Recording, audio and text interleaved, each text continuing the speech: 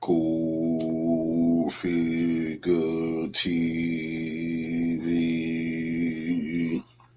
Revolutionary salute. Revolutionary salute. Like, share, subscribe. Welcome to the House of Revolution.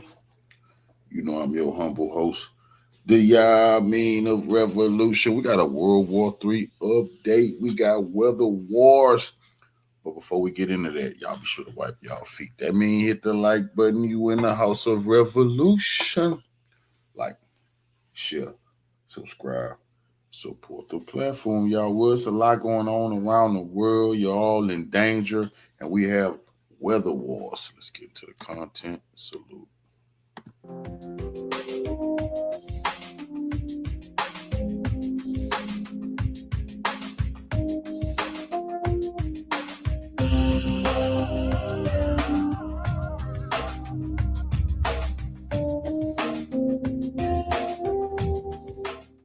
Well, my dear truth seekers, I've noticed that during CIA Director John Ratcliffe's visit to Moscow, and after he departed from the Russian capital, some very strange things began to happen. For example, on August 25th, when John Ratcliffe unexpectedly arrived in Moscow, representatives of the Kiev regime and their European masters did not hide their irritation. Moreover, as soon as Ratcliffe left the Russian capital, Zelensky and his gang seemed to go wild, and launched a massive drone and missile strike on civilian facilities in Donbass.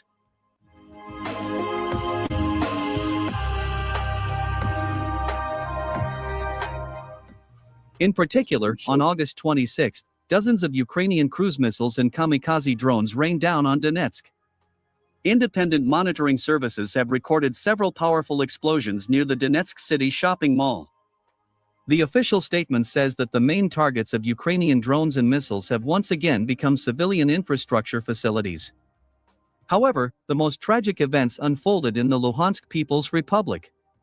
It is reported that one of the Ukrainian kamikaze drones attacked a bus, carrying 15 civilians. Later, the head of the Luhansk People's Republic, Leonid Pasechnik, officially stated that during the attack by a Ukrainian drone on a bus, 9 civilians were killed, and another 6 sustained serious injuries. Moreover, immediately afterwards, the head of the Kiev regime, Volodymyr Zelensky, announced fundamental changes to the structure of the Ukrainian army. According to him, as part of these changes, 2 new Ukrainian units will be created to defend strategically important cities such as Kramatorsk and Sloviansk. At the same time, it is reported that ardent Ukrainian Nazis will lead these units. Thus, it becomes clear that after CIA Director John Ratcliffe visited Moscow, representatives of the Kiev regime and their European masters have once again decided to escalate the conflict and undermine the agreements on a peaceful settlement of the current war.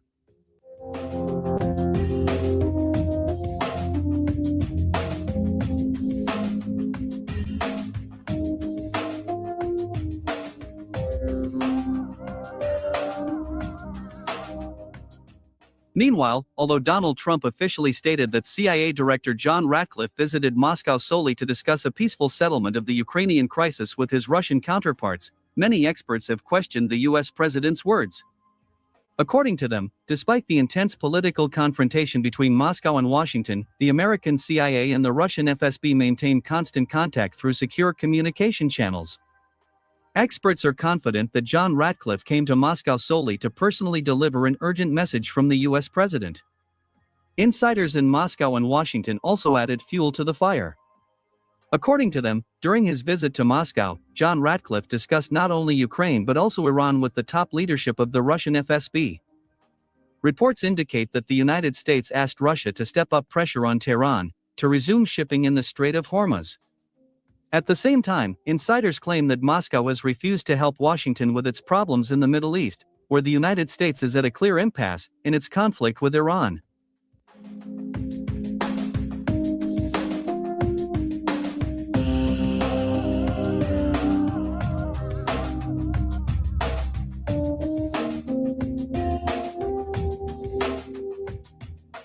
Moreover, it is reported that John Ratcliffe also tried to persuade Russia to abandon the idea of launching a missile strike against one of the NATO countries, warning of the catastrophic consequences of such an attack. At the same time, the insiders did not specify which NATO country they were referring to. It is noteworthy that immediately after this, British journalists from the Daily Mail reported that Prime Minister Andy Burnham had received intelligence regarding Russia's preparations for direct military actions against the United Kingdom. At the same time, it is reported that Russia has begun preparations for the use of military force against Britain after Andy Burnham transferred the license to manufacture British Storm Shadow cruise missiles to Ukraine. Journalists note that Russia may attack Britain not only through direct missile strikes on military facilities, but also through large-scale sabotage efforts carried out by undercover agents.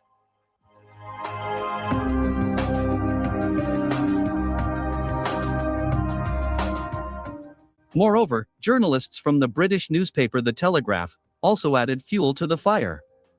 In particular, they confirmed that amid an impending tough Russian response, the British government has ordered the Cabinet of Ministers to accelerate the creation of a special program for major crises, including the updating of secret government plans. At the same time, British journalists are blaming Andy Burnham for everything that is happening. According to them, Andy Burnham has gone beyond all reasonable boundaries in confrontation with Russia, surpassing all his predecessors, even such an ardent Russophobe as Boris Johnson.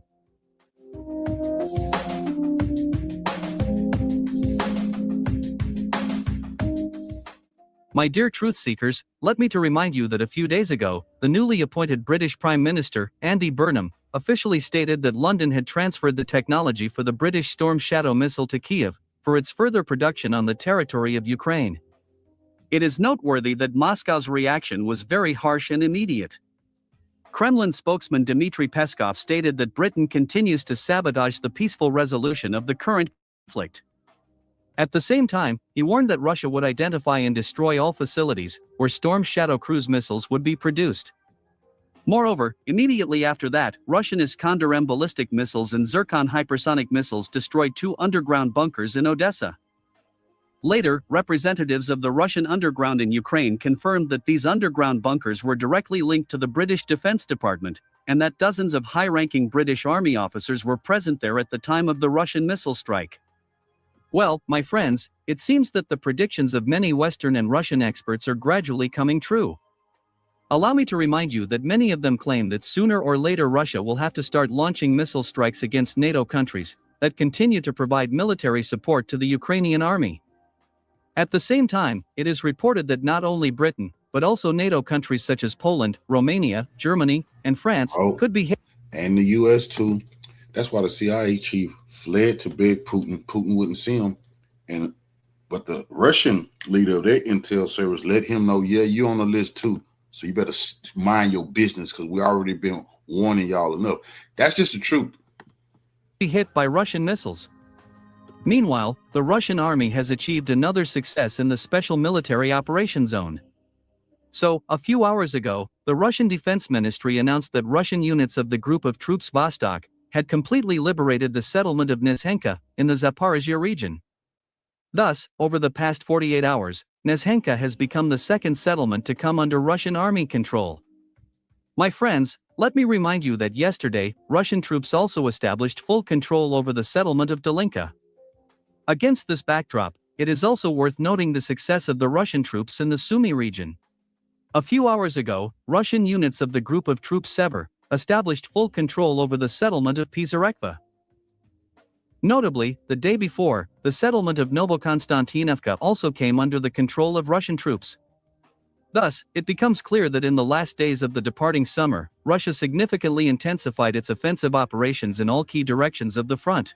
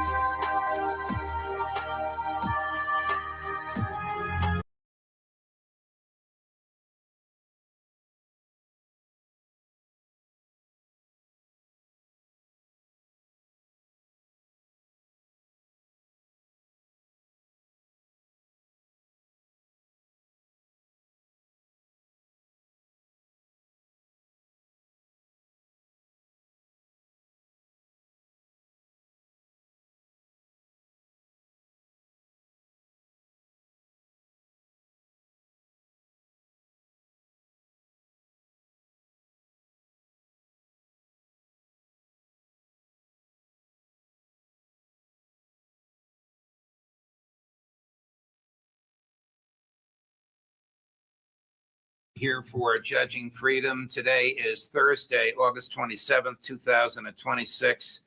The great Pepe Escobar joins us now. Pepe, a pleasure. We had to change the schedule a couple of times, and I'm deeply grateful for you accommodating my schedule. Thank you.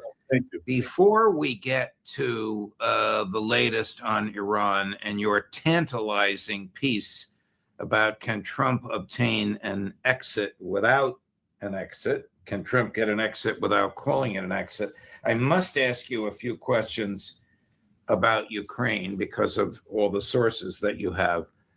Do we know why the director of the Central Intelligence Agency spent 4 hours in the Kremlin earlier this week? No, we don't. And, you know, my best Russian friends as sources, they tell me, look, we prefer to wait and see. There's nothing guaranteed so far, apart from what Peskov said, which was basically, oh, no, there was nothing extraordinary. He said something very important, which had already been confirmed by a lot of very well-important people in Russia, that Ratcliffe did not meet with Putin face-to-face. Essentially was with Narishkin, and not even with the FSB, which is basically Russian internal intel. Some other people said that, yes, he also met with two people from the FSB. The most interesting comment so far, Judge, was from Narishkin himself. He basically said, no, this was a routine working meeting, nothing unusual.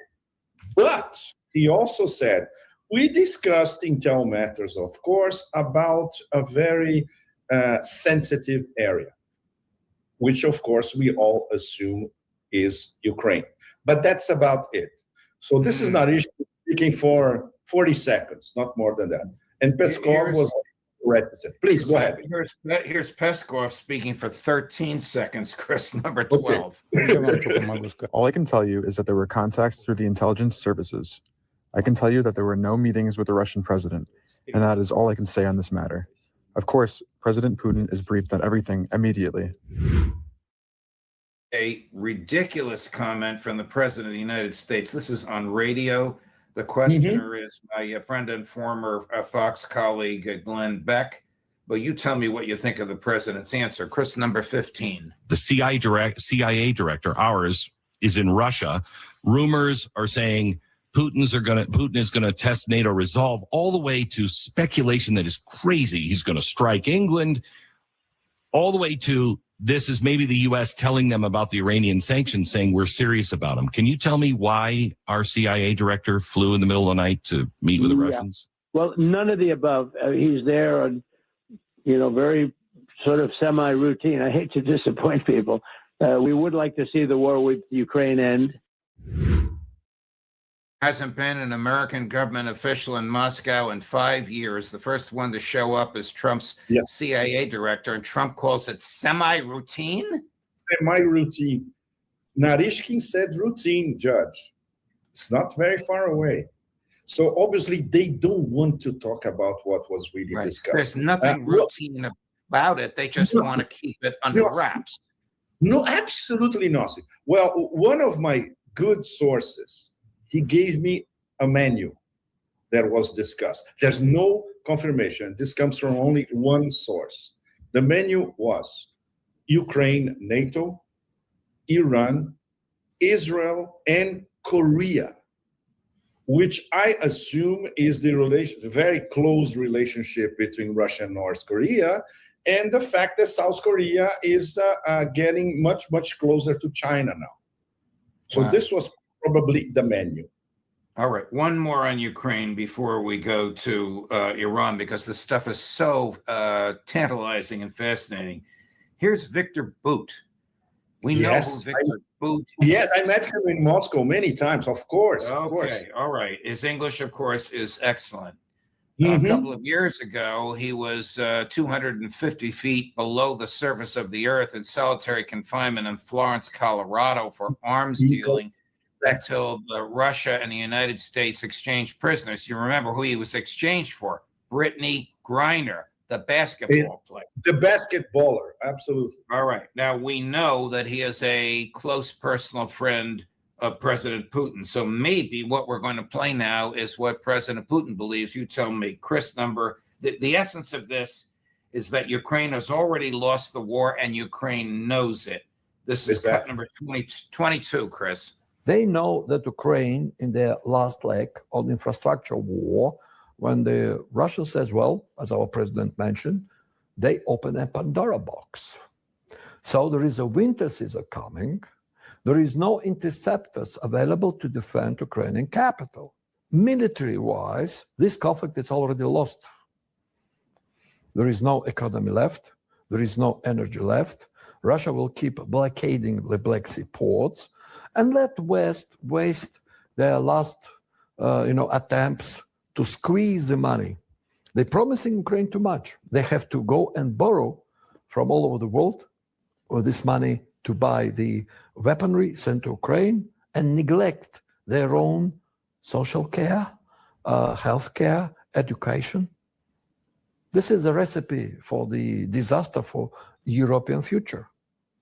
I hope that there is some wise heads in the European Union who will try to find some honorable exit from this conflict pretty soon. What do you think? Ultra realistic, but Victor is very realistic. Well, he learned about realism on a maximum security American prison. So, but his judgment is impeccable. And everybody in Ukraine, apart from that tight inner circle around Zelensky, knows that the war is already lost. The terms of the surrender, it's a completely different story. And obviously, Russia will be advancing in the next few months to close the gaps. So he's really making and giving us an explanation about why the European leaders are so unpopular, because the European countries are essentially welfare states, and they are denying health care, denying housing, denying education in order to pay for a war that they're going to lose, that Ukraine's going to lose. The public wrath will kick these people out of office at the next series of general elections: Great Britain, Germany, France. And a judge paying with money that they don't have, that they have to borrow at absolutely extortionate rates. The collapse of the welfare system in Western Europe is wide. It's all over the place. But it did not start with zillions of euros being unleashed for Ukraine. It started way before. It started already in the early 2000s. But now, especially after the SMO in 2022, a little over 4 years from now it's total. It's the Totalenkrieg, total war policy of Brussels, of the European Union, the European Commission. By the way, led by two Germans. And as we all know, German is being sort of re-Nazified and re-weaponized. And the ruling classes in Germany, they actually believe that they can go head-to-head against Russia before 2030 and win. Wow. This is not the Saturday Night Live. This is what they actually really think. Wow. All right, we're going to jump to Iran, and I'm going to ask you who controls the Strait of Hormuz, but don't answer yet, because this is what the Secretary of Defense, who calls himself the Secretary of War, gives us an answer to that. Chris, number 18. On the economic fury and all the pressure that he can bring to bear. And we know that Iran can't handle it. Ultimately, their economy is in a spiral. They also know that we control the Strait of Hormuz, that our blockade is ironclad, and that oil is flowing through ultimately. And you've seen some of the numbers. Iran can't run anything through. We can. The world economy realizes that. And so they made a big bet on controlling it, and they can't. Well, go ahead, please. I don't even know how to frame the question after listening to that. Other than saying, please comment on him. Judge, I think we should start a global competition on the stupidity states, pitting Hegseth against Besant. We'll It's get gonna to be a Besant in a minute. I'm close not sure. I don't know who would win that contest. Exactly. It's a very, very close call. But we will get votes from literally all over the planet because anybody with minimal understanding of what's going on in Iran, in the Strait of Hormuz, or in West Asia as a whole, know that, number one, the United States does not control anything in the Strait of Hormuz or even outside of the Strait of Hormuz and the Persian Gulf. Iran told Oman that from now on, while they are still discussing a temporary mechanism for the Strait of Hormuz, they veto everybody. On top of that, there are leaks. Even with the American blockade imposed very, very far away. The American ships are at least 400 to 450 kilometers away from the Persian Gulf. So even if they could intercept one or two, there are leaks all the time, full time. So obviously, Iran is not exporting what they were exporting before, which was around 1.5 billion barrels a day. It may be around 300,000, 400,000, 500,000. It's not a big deal because they are exporting much more overland. Very, very important. Via Pakistan and via Central Asia, with the help of China and Pakistan, and with the help of the Central Asians as well. So the discussion about the Strait of Hormuz is very, very simple. The Iranians are telling what they told the Pakistani delegation that visited earlier this week and stayed a day and a half discussing with everybody at the highest levels of government. Arakshi, Kalibaf, Mohsen Rezai, the leadership of the RGC, everybody. If once again, the Iranians told the Pakistanis and the Pakistanis told the Trump administration, if they're serious about negotiation of coming back to the MOU, okay, we do it, as long as they fulfill the commitments that they signed, the President of the United States signed to fulfill the commitments of the MOU. Otherwise, there's nothing to discuss. When he says the U.S. blockade, is he talking about naval ships 600 nautical miles from the Strait of Hormuz? Exactly. This doesn't blockade much, does it?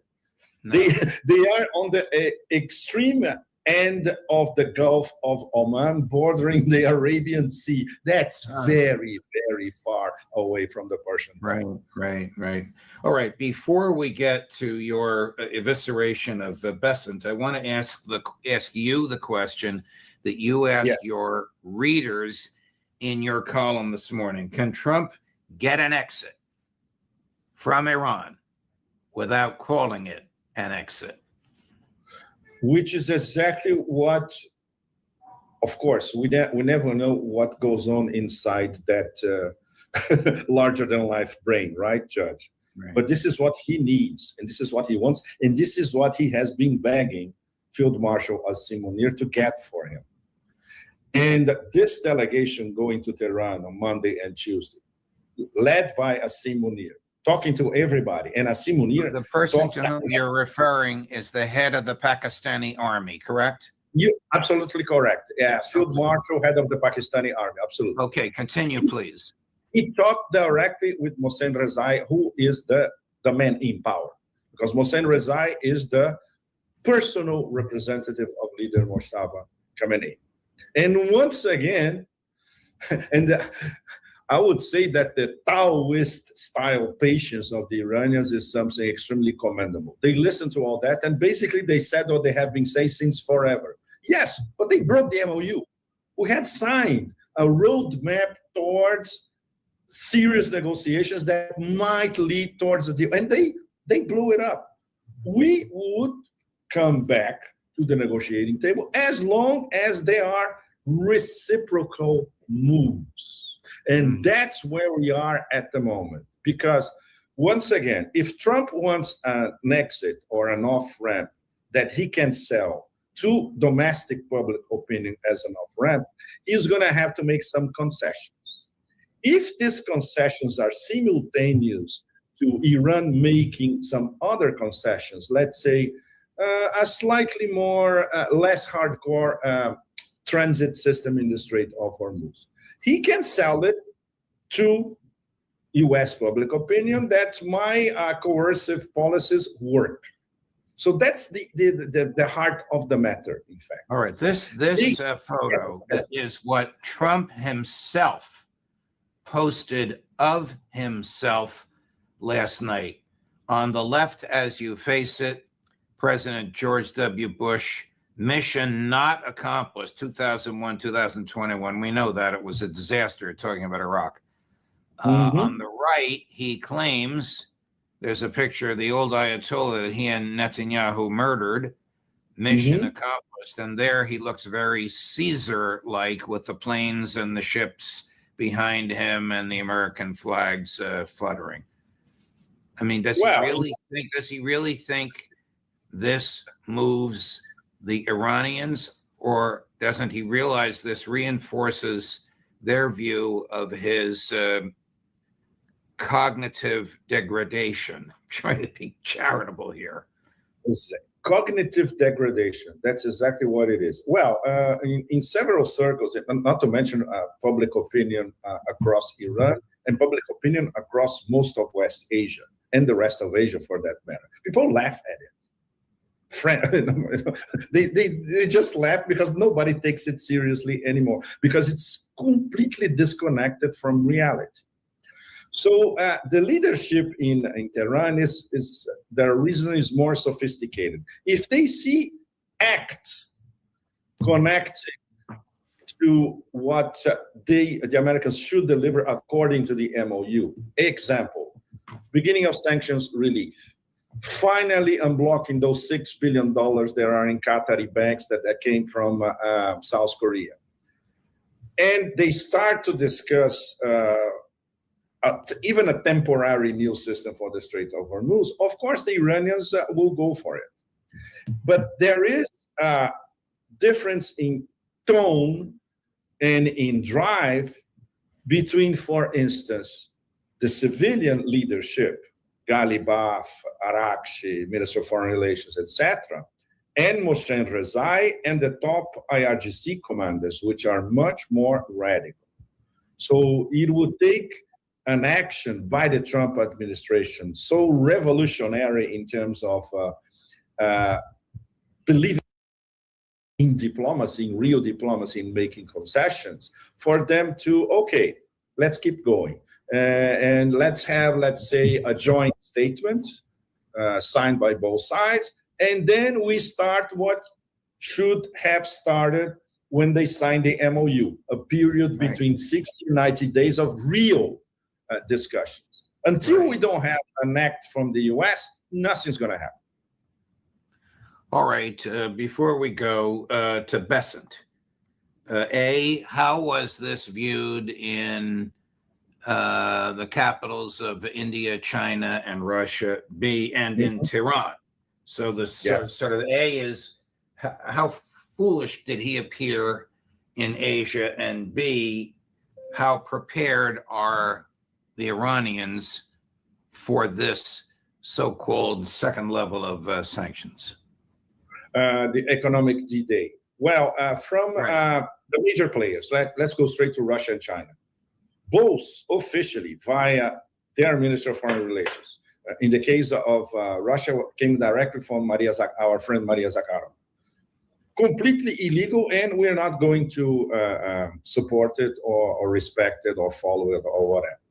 This is the most important thing, is what comes from Russia and China. Pakistan, which is a mediator, don't forget, Trump begged Asim Munir to be mediator again. Pakistan said, we are not going to follow these determinations. Wait a minute, Pakistan is the mediator, we know that. The chief of the army is a personal friend of Trump. They speak almost every day. And the secondary sanctions were imposed on Pakistan? There you go. This makes as much sense as threatening to bomb Oman. Exactly. They threaten and they impose sanctions on their vassals, interlocutors, satrapies, any way you want to name it. And the rest of Asia as a whole, and then the rest of Eurasia, they didn't even mention it because they will continue to do business with Iran. For instance, India, they are part of the International North-South Transportation Corridor, which is Russia, Iran, and India. They are not going to, and they need a lot of stuff being exported from Iran, and they can export to Central Asia via Iran, via the port of Chabahar. So nobody is going to follow this. In fact, South Africa and Brazil. Okay, to be fair, I haven't checked South Africa and Brazil's reaction so far. But very important, Judge, they will be discussing that in only a little over 2 weeks from now at the BRICS Summit in September 12, 13 in Delhi. The BRICS Summit, everybody's going to be there, including Iran. Iran is a full member of BRICS. So these bilaterals, which will be much more important than the actual summit itself in New Delhi, everybody's going to be discussing the war, Iran, sanctions, and the fact that the global South as a whole is doing everything they can to isolate American sanctions. So there is a joke running all across the global South, which is people actually dancing in the streets, reminding us of Martha and the Vandellas during the Motown days in the 60s. Yeah. That Bassett himself said, anybody who does commerce deals with Iran or helps Iran is going to be expelled from the US dollar system.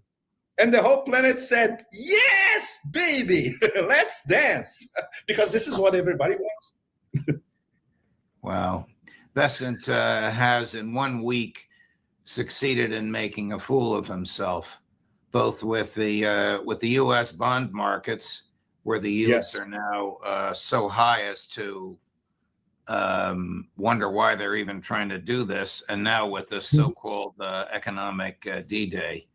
I don't think anybody takes him seriously. The president has no interest in economics. The president appears not even to understand economics 101 in a time of inflation, and when he's about to lose in the midterms, he's imposing tariffs on China. So I don't think these people know what they're doing when it comes to the economy. Especially, the shorter explanation. These people, they don't know how economics work across Eurasia, especially with countries that are interconnected with almost everybody at the center of Eurasia, which is the case of Iran. Iran is a crossroads of trade and commerce right at the heart of Eurasia. So they had economic trade relations with all their neighbors, lots of them. This includes everybody from Turkey to Iraq to the Central Asians, and of course with Pakistan, which is also a southern neighbor, all the way to China. And for China, Iran is a matter of national security because of their strategic partnership, because the energy and infrastructure deal, and the fact that China will do anything to prevent Iran from collapsing. That's it. Nobody in Washington understands that, much less Soros asset Scott Bessent. Right. Do the Iranians, last question, do the Iranians expect more military attacks from the U.S. and the Israelis? No, they don't. And that's what, of course, as long as what they discussed with the Pakistanis on Monday and Tuesday bears some fruit. For instance, Larry and I, we are expecting, according to our sources once again, that the Prime Minister of Pakistan, Shehbaz Sharif, might announce before the end of the week, let's say, the lineaments of some sort of agreement, which would be basically the Americans and the Iranians more or less coming back to the dead cat MOU, Memorandum of Understanding. This is something that might happen between today and Friday night. All right. I know I said last question, but I have to ask you one more. What Americans are they talking to? Is it still Witkoff and Kushner, or is it the vice president, or is it somebody else? Once again, Judge, they cannot tell with absolute certainty, the mediators. But it's implied in what they say that this connects to the office of the vice president, And some of the information is relied directly to Trump because it comes from Asim Munir himself. And as you know, and our audience knows, they are on speed dial. Right. So Munir can talk to Trump directly and say, look, I was talking to the Iranians and this is what they told. Got it. Pepe, a great conversation.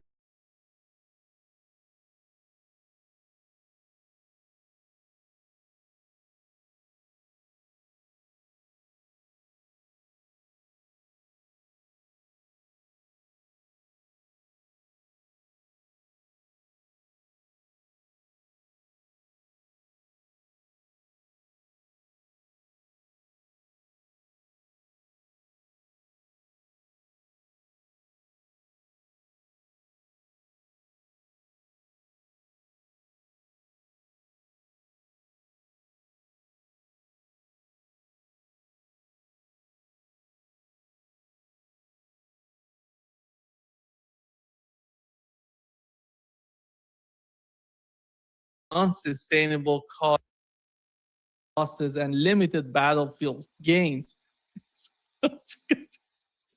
It's just amazing. It says that guys, you're not winning the war, even though you think you are. I'm not sure who to be more disturbed at, the New York Times reporters who are that stupid to write something like that, or the U.S. government officials that told them that. Sorry, I just that is so damn stupid. It's shocking. their concern, it says that the U.S. intelligence, CIA, is concerned that Russian President Vladimir Putin is not receiving honest assessments from his advisors about Russia's heavy losses and limited battlefield gains. It's just amazing. It says that Russia, Ratcliffe told the FSB chief that Russia had captured only around 1% of Ukraine's territory during the 18 months since Ratcliffe became CIA director, while the life expectancy of a Russian frontline soldier was under 35 minutes. And he attributed Russia's mountain and unsustainable costs largely to Ukraine's, mastery of drone warfare. It's full of, just making propaganda for Ukraine, and Russia is losing. That's why Ratcliffe was there warning Russia. Russia doesn't know anything about what's going on. The war they're fighting on the battlefield. And that's why he flew in the C-17 from the United States to Moscow via Riga, Latvia, just to tell the Russians that you don't know what you're doing. Yeah, that makes, what a nice guy John Ratcliffe is. Jesus Christ. I mean, be so helpful for the Russians. Yeah, that's true. We're supplying the Ukrainians with intelligence and that's being used to attack Russia. But we want to let you know that your situation's much worse than you really think it is. This has got to be a comedy bit. It's not. Let me just. The last episode of that comedy here is some U.S. officials hope Putin, a former intelligence officer himself, will consider a direct CIA assessment more credible and urgent than messages delivered through conventional diplomatic channel. It means that if he goes there, talks with Putin, he gets the message better that they're losing on the battlefield, and he just perceives the seriousness of the way that Russia is losing everything. Which is why Putin didn't meet with him. And so, I think you got to ask, why did they fly there in a C-17? The CIA director, I believe, his plane is a G-5. A G5 can fly him there. You don't need the whole crew that goes on a C-17. So why a C-17? I think it was in order to bring back the bodies of CIA officers that were killed on the front that Russia recovered and are returning to the CIA. That's what I think it was. Larry, if you were to mention how much of that trip was related to the war in Ukraine, how much of it was related to the situation in Europe or the case of the West Asia, how do you compare the discussions there? How do you speculate on that? I don't think it had anything to do with any of those. Possibly with respect to Ukraine, maybe Ratcliffe was informing the Russians, okay, we're backing off now, and we're going to start withdrawing personnel. That's why we didn't attend the 24th August Independence Day celebration in Kyiv, which the United States didn't. But otherwise, any message delivered could be delivered via phone. Doesn't have to be in person. They were dropping something off or picking something up. I'm going with the picking something up. I can't conceive of what they would have been dropping off. How about the New York Times? Because usually if you want something comes out of the government, which is a Republican government, by the way, why would you need to go to New York Times? You can publish it in Wall Street Journal, for example. Oh, no, the New York Times, too, it's a major source for CIA leaks. One way to get the story, you're going to put out a false story, use the New York Times, Wall Street Journal, Washington Post. I wonder if David Ignatius is weighed in yet on this. So, Larry, today it was somehow so much chaotic in the West Asia. And first of all, let me start with this article in the Wall Street Journal reported that citing, it says that the US government has no interest in returning to the original terms of the MOU reached with Iran in June. And it says that Donald Trump is still searching for an outcome in the Iran war that looks like a victory for Donald Trump and for the United States. So how can you put these two together? Not getting back to the MOU and winning the war. How is that going to be possible? What are the options for Donald Trump to achieve that? No, it's not possible. It's not. And to get back to the MOU means Trump needs to lift the sanctions immediately and start turning over frozen assets, apart from getting Israel out of southern Lebanon. I don't see him doing any of that. I know that and I don't know if you and Pepe talked about it today, but the Pakistanis were yesterday all upbeat. Oh, what do you think? We got a deal. I said, nah, bullshit. I don't believe it. I think the Pakistanis have got a case of euphoria. They're counting their chickens before they hatch. That they anticipate, they think they've got Donald Trump over a barrel. And they don't. I mean, Trump is over a barrel of his own creation, but he's not about to surrender and do what he needs to do in order to bring an end to this. No. It was reported that the Qatari government, in the foreign minister of Qatar, he met with the head of Iranian National Security Council. Yeah. Rezai, yeah. In which he mentioned that they want to improve the relationship between Qatar and Iran.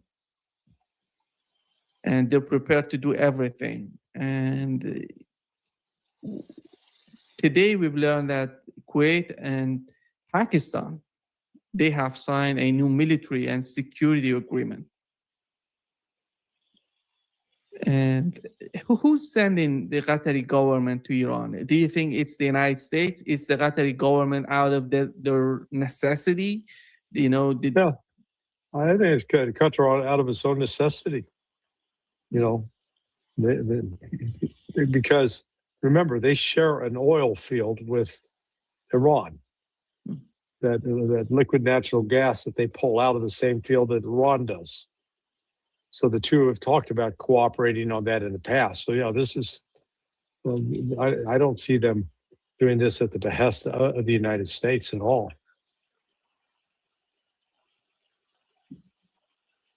But how do you see the role of the United States? Is the United States going to get, is it acceptable for Donald Trump?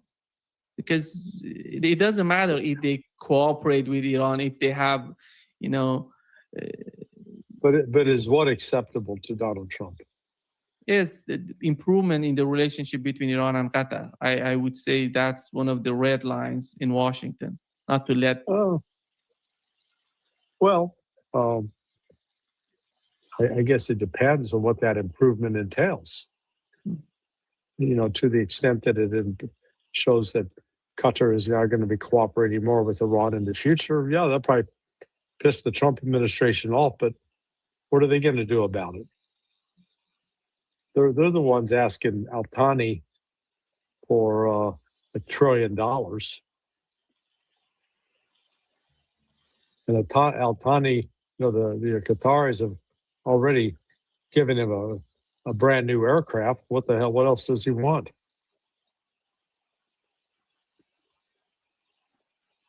There are two options. One of them is that the United States, because of the midterm elections, has decided to calm down the situation a little bit, focusing on the midterm elections and putting pressure on Iranian economy, trying to manipulate, the way they did before the war started to put economic pressure on Iranian people. And then getting back to war as soon as the outcome of the midterm elections, they have the outcome. They have, because Donald Trump knows that what's at, the importance of the midterm elections for the Trump administration is increasing by day, and the time of that, those days are coming. How about what is your assessment? Are they going to get back after the midterm elections, or you don't see that happening? Yeah, I don't see it happening. Going back to war against Iran at this point. If they continue to keep those forces over there, and the longer the delay until an attack, you get a degradation of capability. And the machinery degrades. It's in terrible climatic conditions. No, this is, it'll be in a stalemate for a while, but the global economy will continue to worsen. And at some point, the United States is going to just have to hone down and focus in on getting the Strait of Hormuz and getting Iran to open the Strait of Hormuz on Iran's terms. I think that's where it's going to end up.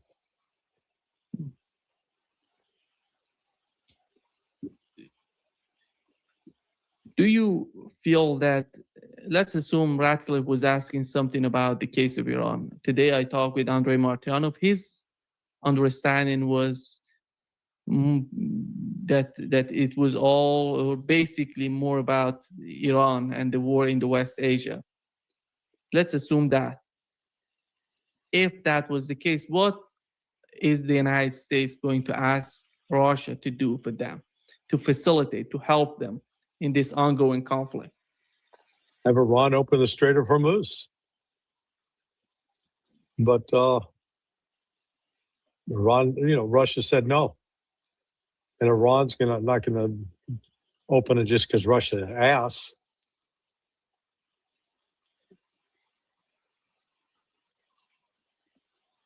How Russia would do that? What do you mean? How would Russia help? What are the means? What are the tools? They don't have to do anything. They go talk to the Iranians and, hey guys, in theory, back off. Let's get this straight open again. Or else we're not going to do the nuclear deal with you. They've got some leverage if they wanted to use it, but they're not. Well, I think they told, that again, is that was a message from the United States to Russia. Russia say, go pound sand, go bother somebody else. Don't bother us. Not our problem.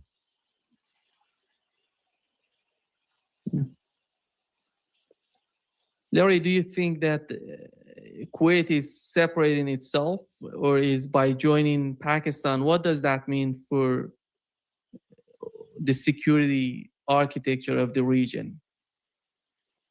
No, it's making Pakistan a central player.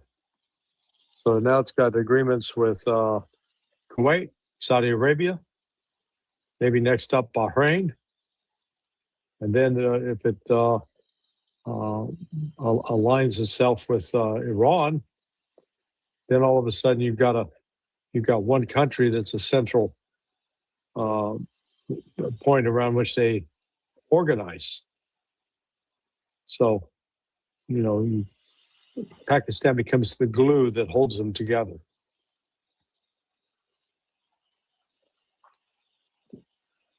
What would Russia and Iran, in your opinion, what would be the solution for them to find a permanent solution, to find a permanent, sort of off-ramp for what's going on in the West Asia and in Ukraine? Is that possible with the Trump administration to find it, to finally do something about it? No, I mean, if you will, the religious aspect of this remains an obstacle. So to any kind of secular government. So for the foreseeable future, Iran's going to remain an Islamic republic. Period. Yeah. But we know that both sides, both Iran and Russians, whenever they're talking about the war, the conflict, they're trying to find a permanent solution, which is not the case, by the way, with the Trump administration. And they want something to sell to American people for the upcoming elections, then for the next cycle of the elections, and then for whatever Donald Trump has in his own mind. This is not. Do you think that the continuation of the war would be the policy in Washington? You mean continuation of the war with Iran? With both. The continuation of both wars. Iran and Ukraine? Yeah. Yeah. No, I don't. I think after the blowout, if the blowout comes out as expected, there'll be a lot less enthusiasm for any of these wars. What sort of blowout? Pardon? How what would blow out? What situation? Is it Ukraine? Is it the case of the GCC countries? Which? But no, none of them are going to necessarily. Ukraine is defeated. It's just a matter of how long it takes for it to surrender. Okay, and the United States can't do anything else to help Ukraine. It doesn't have any weapons. Can't pump in any more patriots or attack them. So and it's also short on tomahawks. So that's not it's not going to blow up there. And the United States could they could reinitiate the war or cause the war to get reinitiated by Iran if the U.S. follows through on its threat to do what they call, was it a pirate court or anyway, they want to start seizing Ukrainian vessels with oil and then confiscating those and taking them to the United States and stealing the oil. It's just piracy, but apparently given legal permission to do so. That could blow things up, because at that point, Iran would say, would begin, I think, attacking U.S. targets. Yeah. I read something today about that. It's an old, it's a 17th century. They started at 17th century till 19th century. They did that. And they want to revive that law that's sort of, getting Iranian oil whenever they find it and sell it. Right. This is the recipe for total chaos. This is the recipe for total destruction of everything has remained of international law. Yes, I don't disagree. Today, Associated Press reported, Larry, that the Patriot interceptors stockpiles in Europe are at beyond critical levels due to Iran war.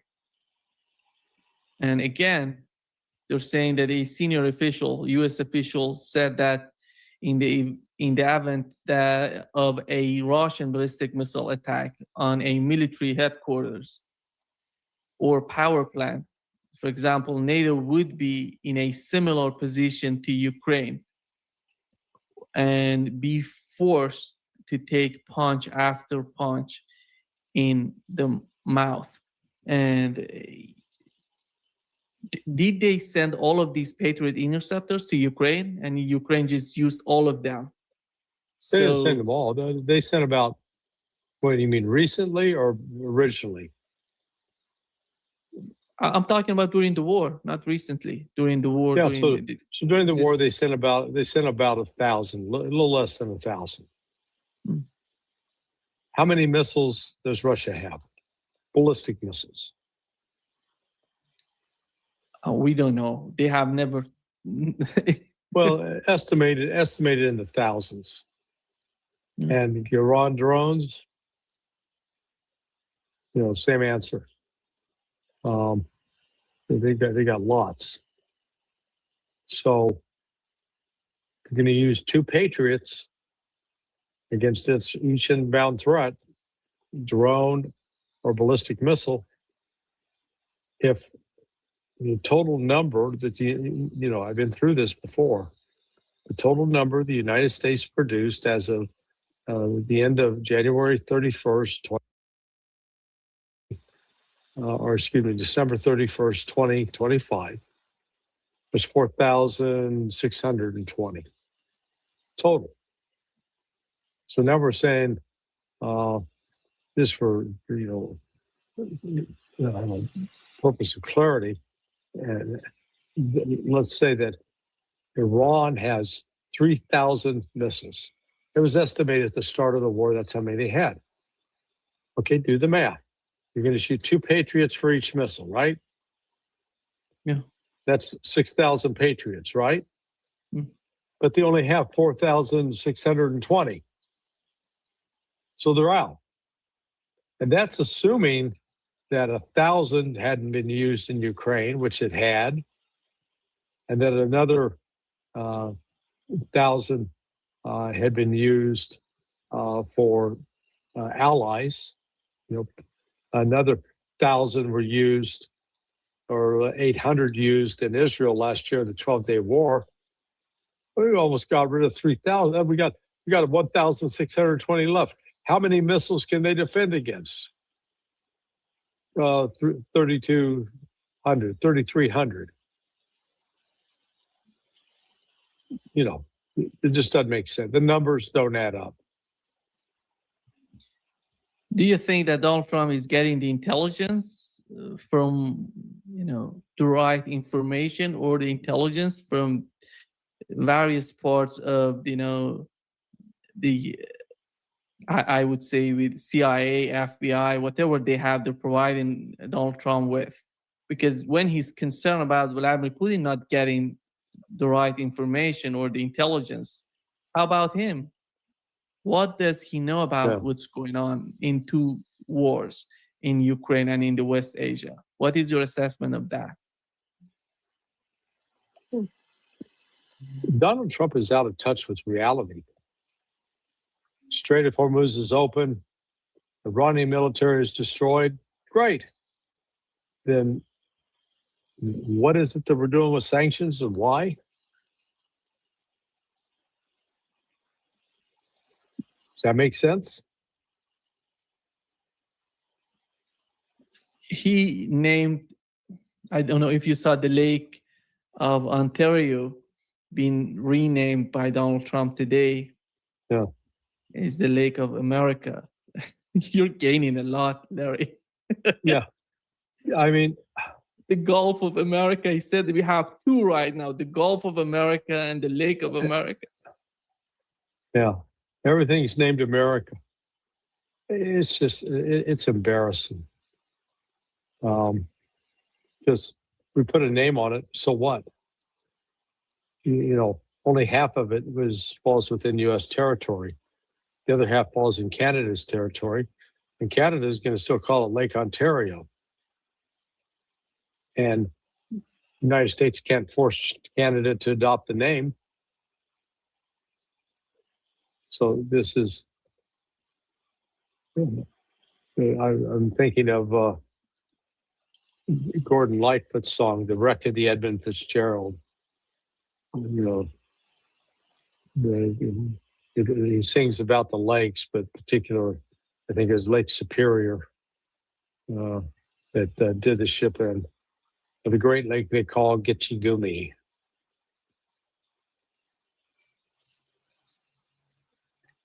Maybe that's what they ought to go back to the original Indian names. People who were here first. Yeah. Do you know the Indian name of that? No. Then they have to ask them. Do you, Larry, when you look at Donald Trump and his administration, what's serious about what's going on? To be honest, I don't see that much of seriousness. You send the head of CIA to talk with Vladimir Putin, to talk with Russians, and the State Department doesn't do anything serious. Yeah. And Donald Trump is just talking about Greenland, you know, changing the names of the Gulf, of the Strait of Hormuz is part of the United States. Is there anybody asking him, what is that? What is happening to this guy? Yeah, don't you have anything better to do? So, yeah, I just checked it out. So the name Ontario, it was the original name from the Iroquois, which meant, you know. So yeah, he's changing the name of a Native American lake. I can't begin to describe how much I'm just disliking Trump more and more every day. He's an embarrassment. He's a juvenile, and he's not working for the benefit of the American people. It's just his own personal vanity projects. Part of his operation is to keep people. I don't know if you see these videos of the guy who's asking the Trump supporters. You know, when he asked these MAGA people, he says that, how do you feel about Donald Trump? He says, he ended 9 wars so far. Those people don't care, don't know anything about what's going on.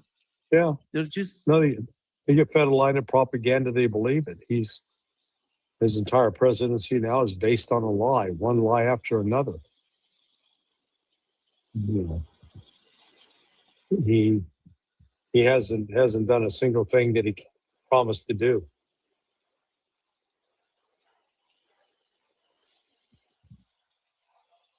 Let's talk about it a little bit serious. Just putting Donald Trump aside. Yeah, here's the joke. Yeah, it's I don't know. But Larry, Israel is intensifying the attacks in the southern part of Lebanon. Right. And what is that all about? And do you see any time do you see Hezbollah getting back to the war?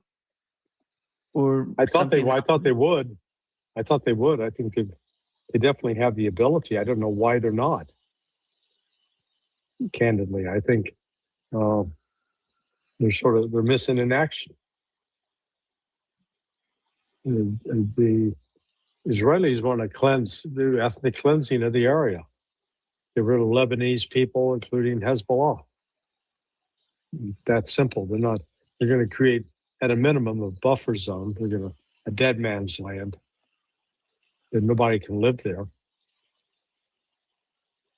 It's just outrageous. And again, I don't know why Hezbollah isn't fighting back now. They should, but maybe they've been so weakened they can't. Do you think does the region need? I'm talking about West Asia. Does the region need a new?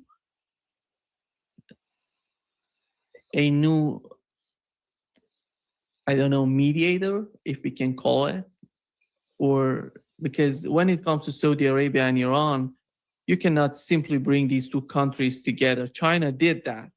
I don't know what is the atmosphere right now between two countries. And who's in that position in the region to do that? Well, nobody in the region, but they still, Iran and Saudi Arabia still have diplomatic relations, and reportedly are still talking. I'm not sure. I was thinking of the guy from Qatar, Al-Thani. He can't do much because he only has limited standing in Israel. So he can't just go out and be much of a public figure because it brings some heat down on him. The government, MBZ in UAE, he sent a letter to the king of Saudi Arabia. He didn't send it to the crown prince. He sent it to the king. He wanted to communicate with him because in his eyes, the problems cannot be resolved talking with the crown prince of Saudi Arabia. And this is the complexity. The reason I'm mentioning that is this is the complexity of the region. And do you see anything, any force or any sort of willingness in the region growing to have a comprehensive sort of relationship among the countries who are closer? I'm talking about the GCC countries, not about the GCC countries and Iran. Is that going to grow as an outcome of this war? You don't see even the relationship between these countries growing or getting better? You mean within the Gulf states? Within the Gulf states. GCC I think this is where Pakistan comes in. Pakistan could be the glue holding them together. Well, I think Pakistan may be overly optimistic about what it can accomplish with the United States. I think its optimism is warranted when it comes to getting Iran, Pakistan, Turkey, Qatar, Kuwait, all of them working together. The problem is right now, though, there are some in Bahrain, and I think some in Kuwait that don't want to have anything to do. They want to be, well, I guess UAE is the one that's unreliable. Kuwait, has been in the U.S. camp, but now that it's signed that agreement with Pakistan, maybe it's now willing to reconcile and get along with Iran. But it's still, so Pakistan's the one with China that maybe can help bridge some of these gaps. I think a big driver, though, on it ultimately is going to be the economic front. Can can all these different Gulf Arabs get back to making money as opposed to having to pay to repair a lot of things. There were reports that Russia is preparing to attack the forces, the British forces in Ukraine and beyond Ukraine. It means that in the United Kingdom. And the other point that today it was one of the reporters asked Donald Trump if Russia would attack NATO. And here is what Donald Trump said, Larry. Agreed or committed to not attacking a NATO territory.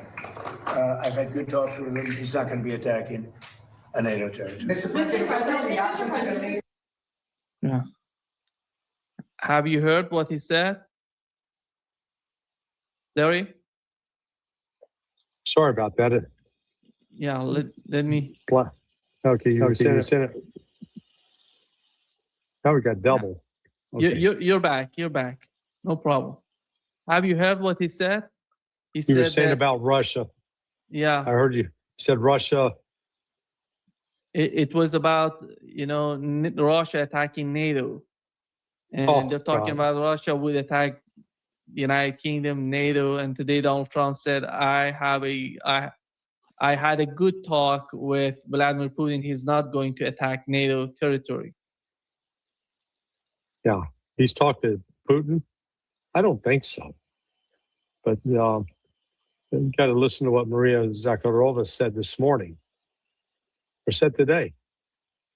Basically, if Britain continues to build these weapons, turn them over, or use them that they're used against Russia, Russia will attack those. She didn't say we're going to attack the UK. She said we will attack these British interests inside Ukraine and outside. Very clear.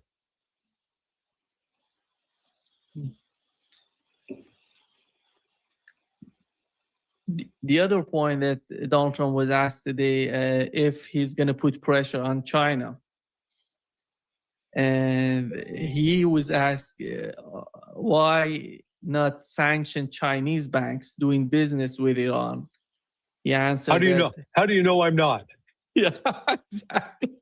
Yeah, I saw that. Is he putting sanctions on Chinese banks? No. But, he didn't want to admit that he was, doing a taco on that. Yeah. This is getting, somewhere, in my opinion, that the sanctions, is it some sort of sign that Donald Trump is not that serious? Because he knows that the sanctions are not going to bring Iran to its knees. It's like, I've used this example with other people today. Let's say that you used to be a heavy cigarette smoker. You smoke 2 packs of Marlboros a day, or Camels, good American brands. And maybe the better analogy is you're now buying Chinese cigarettes, and you like the Chinese cigarettes better. And the United States says, we're going to prevent Nima from buying Marlboros and Camels. And Nima will say, I'm not buying them anyway. So go ahead, keep that embargo on. But I'm buying the Chinese brand. That's exactly what Ron's doing now with international foreign trade currency transactions. It's using Chinese money. It's using Chinese infrastructure. So the United States has no leverage over this, but they still believe that they do. And it's like you and I talked 2 or 3 days ago about your experience in going back to Iran, how did it change in 12 years? And actually the economy was much better than when you had left.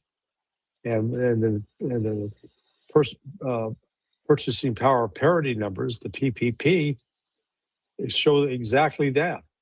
That since 2014, 2026, the GDP, according to purchasing power parity, hasn't collapsed. It is double of what it was 12 years ago, or 13 or 14 years ago. Even they couldn't, Iran is exporting its oil. It was reported by by the Iranian Oil Ministry and the head of Iranian National Security Council. Both of them confirmed that Iran is exporting oil, and the United States couldn't, stop that. Maybe that's what they're counting. What the U.S. is counting is all the oil flowing out. They're counting Iranian oil and Iraqi oil. Now, it's still the numbers that they're given, I think, are ridiculous. Not an accurate reflection. But that didn't change the situation in Europe so far. I don't know, the oil that is getting out is basically going to China, or how much of that is getting to Europe? And yeah, that I don't know. I'm guessing that all the Iranian ships, when they come out, they're headed for China, but they could be going to Istanbul, all floating there. They're going to Turkey via the Red Sea. New York Times today reported that that Saudi Arabia wants to renew the war on Houthis, on Yemenis. Mm-hmm. And what do they want to achieve against Yemen that they couldn't achieve so far? Well, they want control of it, and they're not going to get it.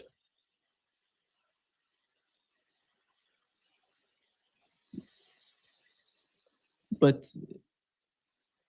when it comes to their economy, is that going to facilitate? Is that going to help them? Is that going to bring something new? Are they going to have the United States on their part to do that? Who, Iran or Saudi Arabia? Saudi Arabia. Talking about. No, I think the Saudis right now appear to be distancing themselves from the U.S., but it remains to be seen. But they still host U.S. aircraft at like Prince Saud Air Base, which is a potential target, definitely. Remains to be seen. But they're still having the fighter jets there in Saudi Arabia, and refueling tankers are still there. Yeah? Yeah, they're keeping it around as insurance. Problem is, every day it sits around, the more likely maintenance problems arise. And then you've got a further crippling of U.S. capabilities. So these planes may not all be airworthy. I mean, we've already had the Secretary of the Air Force admit 2 months ago that combat readiness of the F-35A is about 20%, 25%, somewhere in there. The majority of them are not flyable or not wartime equipped. Today, I've seen a report about F-35 being sent to Poland as part of the contract between the United States and Poland. And there again, it's like going to be U.S. pilots or U.S. mercenaries flying those planes, because I'm not sure how many pilots Poland has qualified to fly the F-35. Yeah. It seems that the only do we have any new information on F-35 going to Turkey? Do you think are they going to get there finally?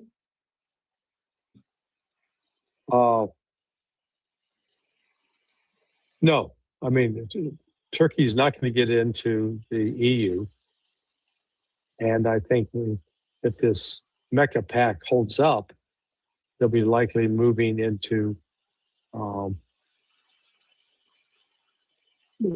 new regional architecture for security.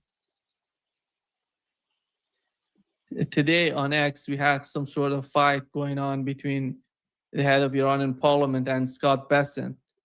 And here is what Scott Bessent posted, that as the Iranian people struggle to afford basic necessities, the corrupt regime continues to squander economic sums abroad.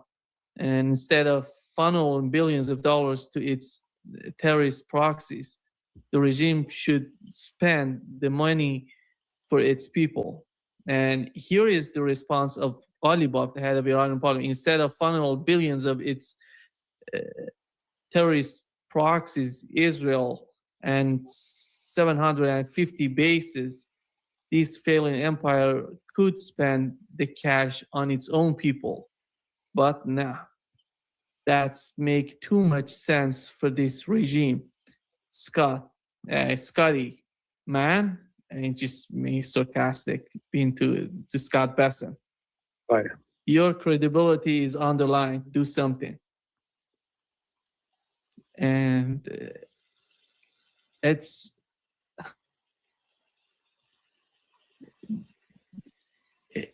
does it seem to you that it seems that the two sides are getting somehow comfortable to attack and feeling, because the war is not there anymore, and the economic war, they know that there is nothing happening. I think on the part of Iranians, the only problem right now is the blockade. And for the United States, it's blockade as well. Yeah, I'm not sure how big of a blockade that is. As you said yourself, Iran's still getting oil out. Yeah. Iraq's still getting oil out. So it may not be that effective of a blockade. Is it possible, Larry, without, resolving the issue of Lebanon, without resolving the issue of frozen assets or sanctions, they get somewhere? And I'm talking about the opening of the Strait of Hormuz, the blockade. I'm not talking about the Iranians. I'm talking about the way that the United States sees the conflict, sees the war as time goes by. So they see it in a very delusional manner. Trump keeps saying, we've won. Iran has no control over the Strait of America, as he's calling it. That'll be the next one. It'll become the Strait of America. Not Strait of Hormuz. There is a way. I have a suggestion before wrapping up this session, Larry, that they can name it the Strait of Trump. Donald Trump needs to change his name to Hormuz. Hormuz is the name of for mail. And if he changes his name to Hormuz, then it's going to be President Donald Hormuz. Yes, President Donald Hormuz. Yeah, the only way that he can get it. Larry, thank you so much for being with us today. Now, are we doing it in the morning? Tomorrow, yeah, we're together with Colonel Wilkerson. Tomorrow. 10 a.m.? 11 a.m. 11. Eastern.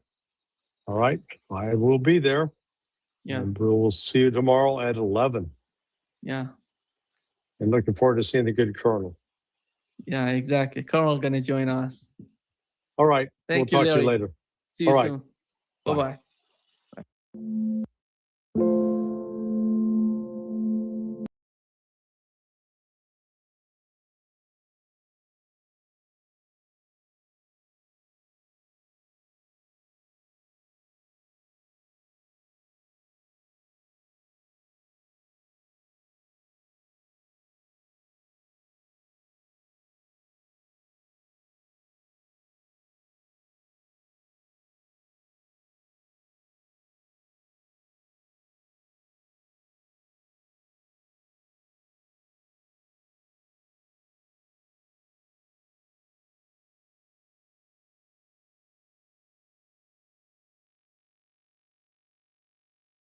Magnitude 5.2.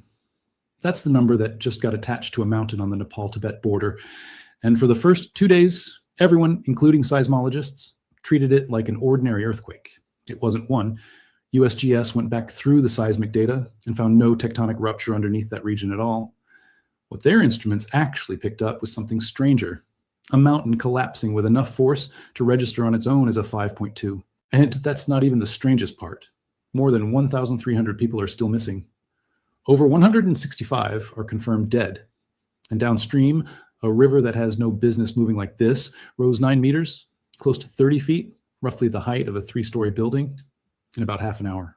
There was no storm that day, no monsoon rain anywhere near the source, just a clear sky, a sudden collapse high in the mountains, and then a wall of water and debris that buried buildings up to their rooftops. Here's the detail scientists still can't explain. Satellite images from before the disaster show no lake sitting in that valley. None. So when a flood this size shows up with nothing behind it to release, there's exactly one question left standing. Where did all that water actually come from? By the end of this, you'll know what really collapsed, why the earthquake was never an earthquake, and what happened to the lake that should have been there and wasn't. Because this isn't just a landslide story, and it isn't just a flood story. It's the story of a mountain that failed in a way researchers are still trying to reconstruct, using satellite passes taken before anyone even knew there was a disaster to look for. What actually happened? About 20 kilometers from the Nepal-China border crossing, high in Himalayan terrain feeding into the Lende-Kola river system, a massive section of glacier let go.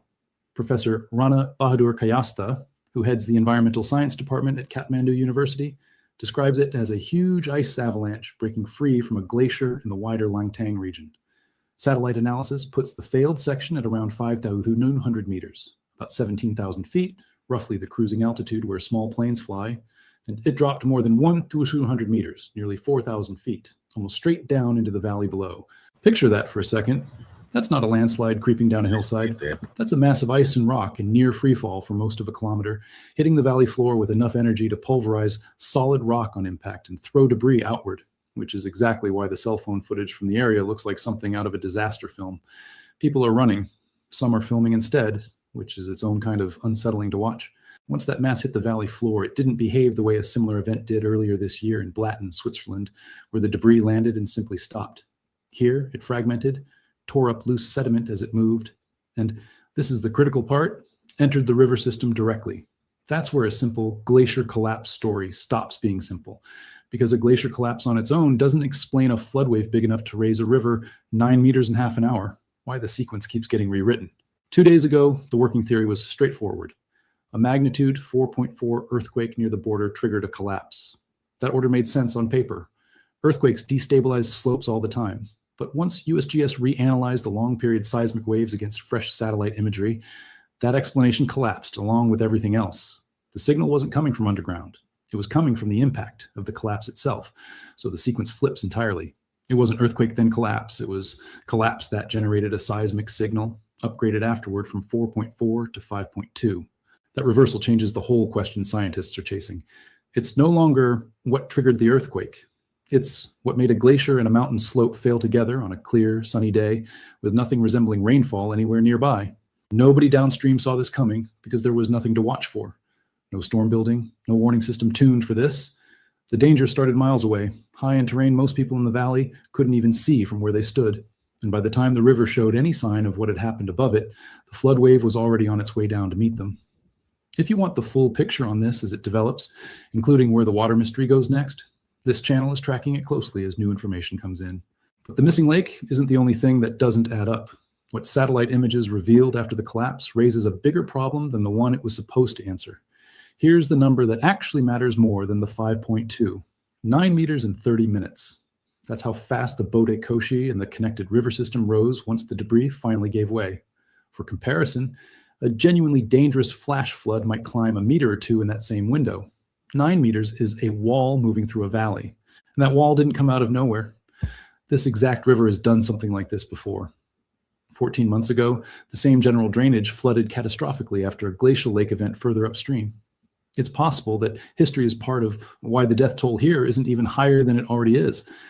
People in these valleys have heard this river make this kind of sound before, and some of them ran the moment they heard it rumbling without waiting to see the water arrive. But last year's flood and this one are not the same animal, and that distinction matters. Last year fit a pattern researchers know well. A glacial lake fills slowly, pressure builds for weeks, the lake eventually bursts. Slow buildup, sudden release. but a lake you could point to on a map the entire time. This time, there's no lake to point to. The evidence points somewhere else. A massive physical collapse of ice and rock starting high above the valley, with the flood almost an afterthought to the collapse that caused it. That's the detail that changed how scientists are reading the entire event. The debris dam theory and its problem. The leading explanation right now runs like this. When that avalanche of ice and rock slammed into the river valley, it didn't just pass through, it temporarily blocked the river outright. Water kept arriving from upstream with nowhere left to go, so it began pooling behind the new wall of debris. From there, one of two things happens. The water eventually tops the blockage, or the blockage fails all at once. Nepalese hydrologists investigating the event believe it was the second scenario, a temporary natural dam that formed and failed inside the same short window, releasing everything it had been holding back in a single surge. Satellite data obtained through Chinese authorities reportedly did show a blockage roughly 20 kilometers upstream of where the flood eventually reached populated areas, consistent with a debris dam having existed at some point, however briefly. Here's where it gets genuinely strange. When Professor Kayasta's team examined Planet Lab's satellite imagery, they could clearly see the aftermath of the massive ice and rock avalanche. What they could not clearly see was a large lake or an obvious standing blockage behind it, the exact thing you'd expect to find if a dam of that size had built up enough water to raise a river 9 meters. So the mystery from before hasn't gone anywhere. If a lake big enough to do this existed, it apparently lasted just long enough to fail before satellites caught it in the act, which means researchers may be trying to reconstruct something that only existed for minutes, not days. What made this flood different from just water? There's another reason the destruction downstream looks the way it does, and it isn't only about volume. People describing the surge say it wasn't clean floodwater. It was carrying rock, sediment, mud, chunks of ice, and uprooted trees all moving together. That mixture changes the physics of what hits a village. Plain water flows through and around structures. A surge loaded with solid material hits more like wet concrete in motion, consistent with reports of vehicles disappearing beneath the debris and lower floors of buildings buried entirely, in some cases up to the second or third story. The valley geography made it worse. In steep, narrow Himalayan terrain, floodwater has nowhere to spread sideways. So energy that would normally scatter across an open floodplain stays concentrated instead, funneled directly toward whatever's built, exactly where the valley narrows. If you've ever been near fast-moving water, a flash flood, a storm surge, anything where the speed caught you completely off guard, drop where you were in the comments. I read every one, and it's a useful reminder of how differently people experience the same kind of event.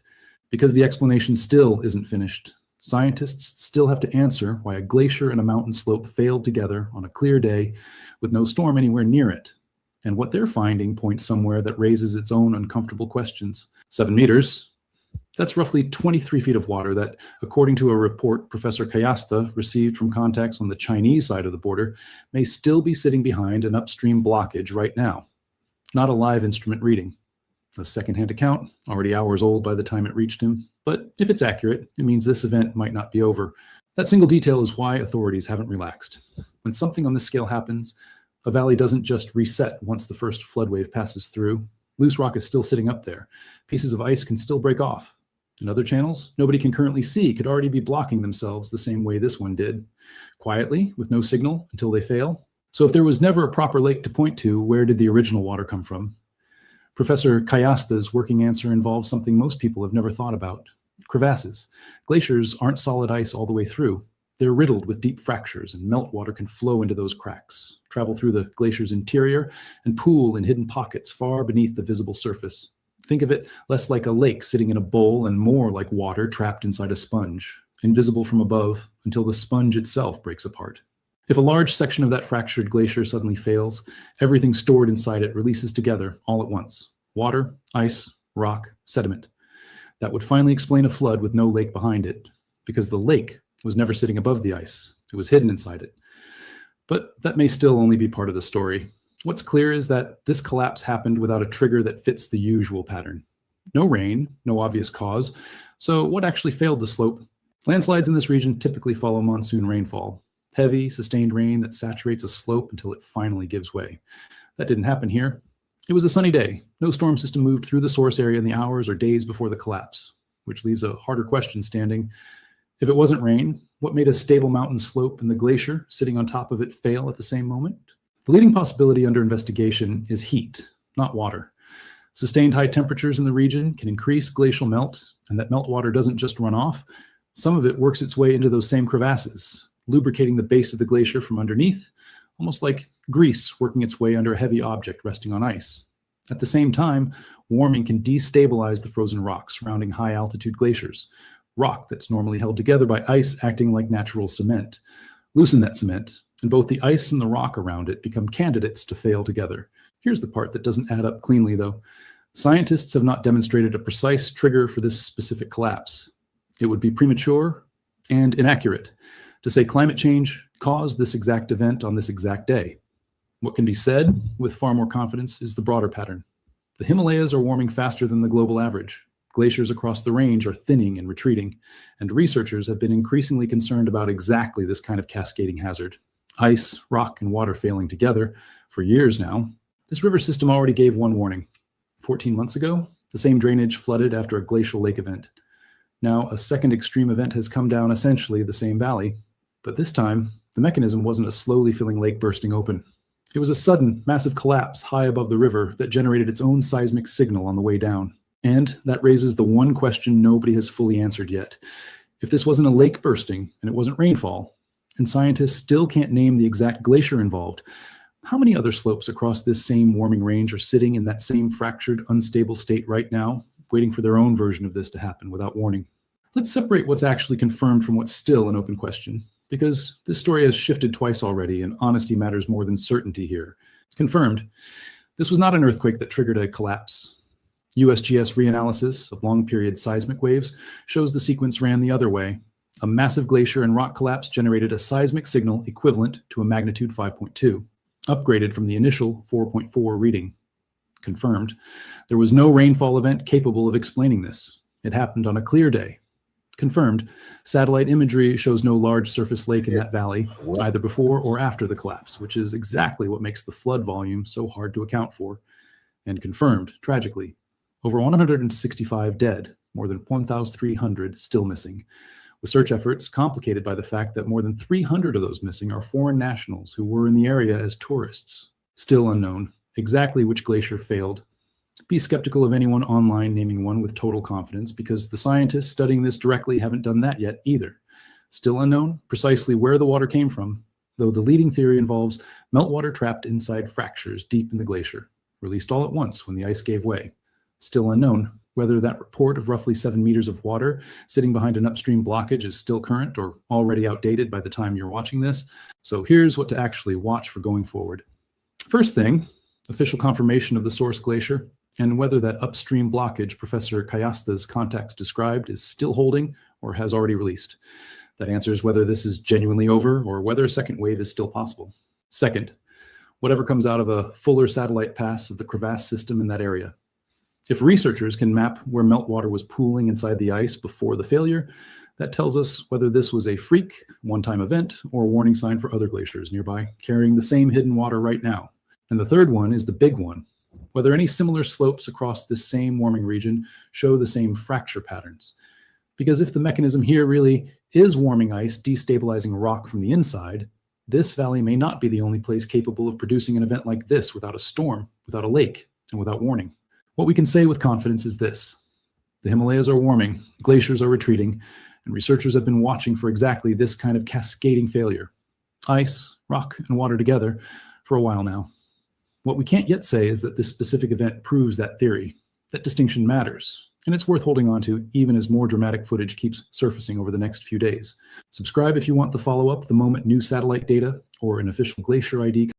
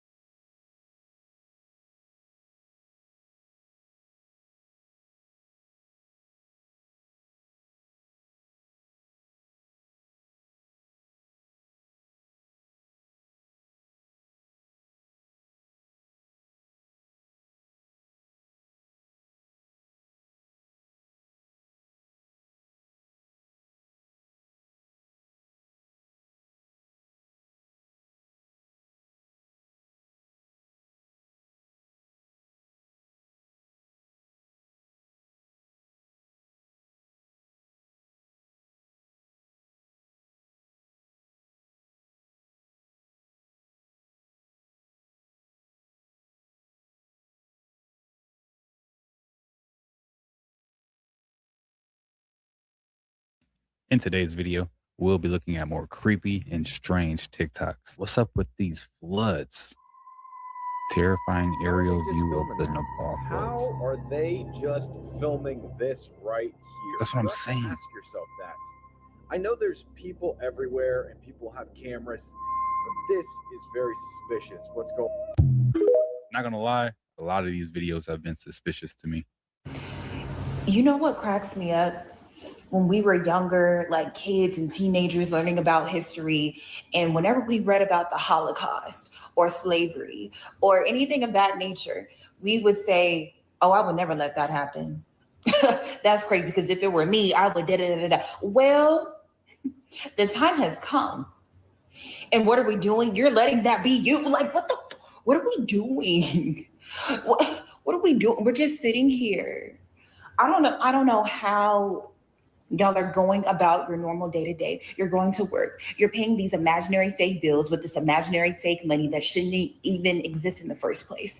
How are y'all functioning? How are y'all taking trips? How are y'all going out to the clubs? How are y'all just living life on I don't give a fuck mode? Like either you genuinely are slow as hell, you genuinely just don't give a fuck, or you're like myself and you know that you can't conquer Goliath on your own. You need a team. You can't take down a beast with one person or with 5 people. Why can't we all gather around and do what Nepal did? I don't want to hear or see. All right. That's exactly why I played this video. This video was in one of my past videos, right? That sounds crazy. This video was in my video. But no, I had this video in one of my past compilations. And she started talking about Nepal, right? So then I started researching Nepal, and I was like, oh, Nepal had like some revolution with like the Gen Z or whatever and social media and all this other stuff, right? And I was like, oh, okay. And then next thing you know, wow, they hit with floods. I was just like, yo, that's crazy how the two of those work at the same time, you know?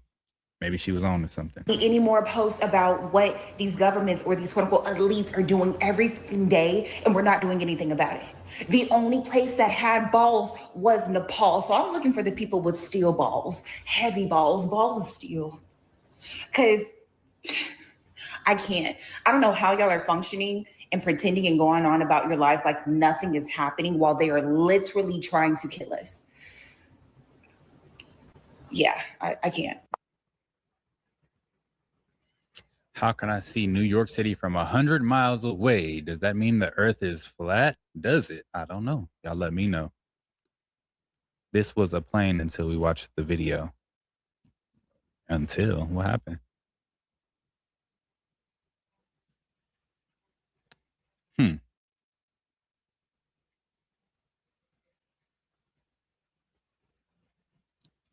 What is it now?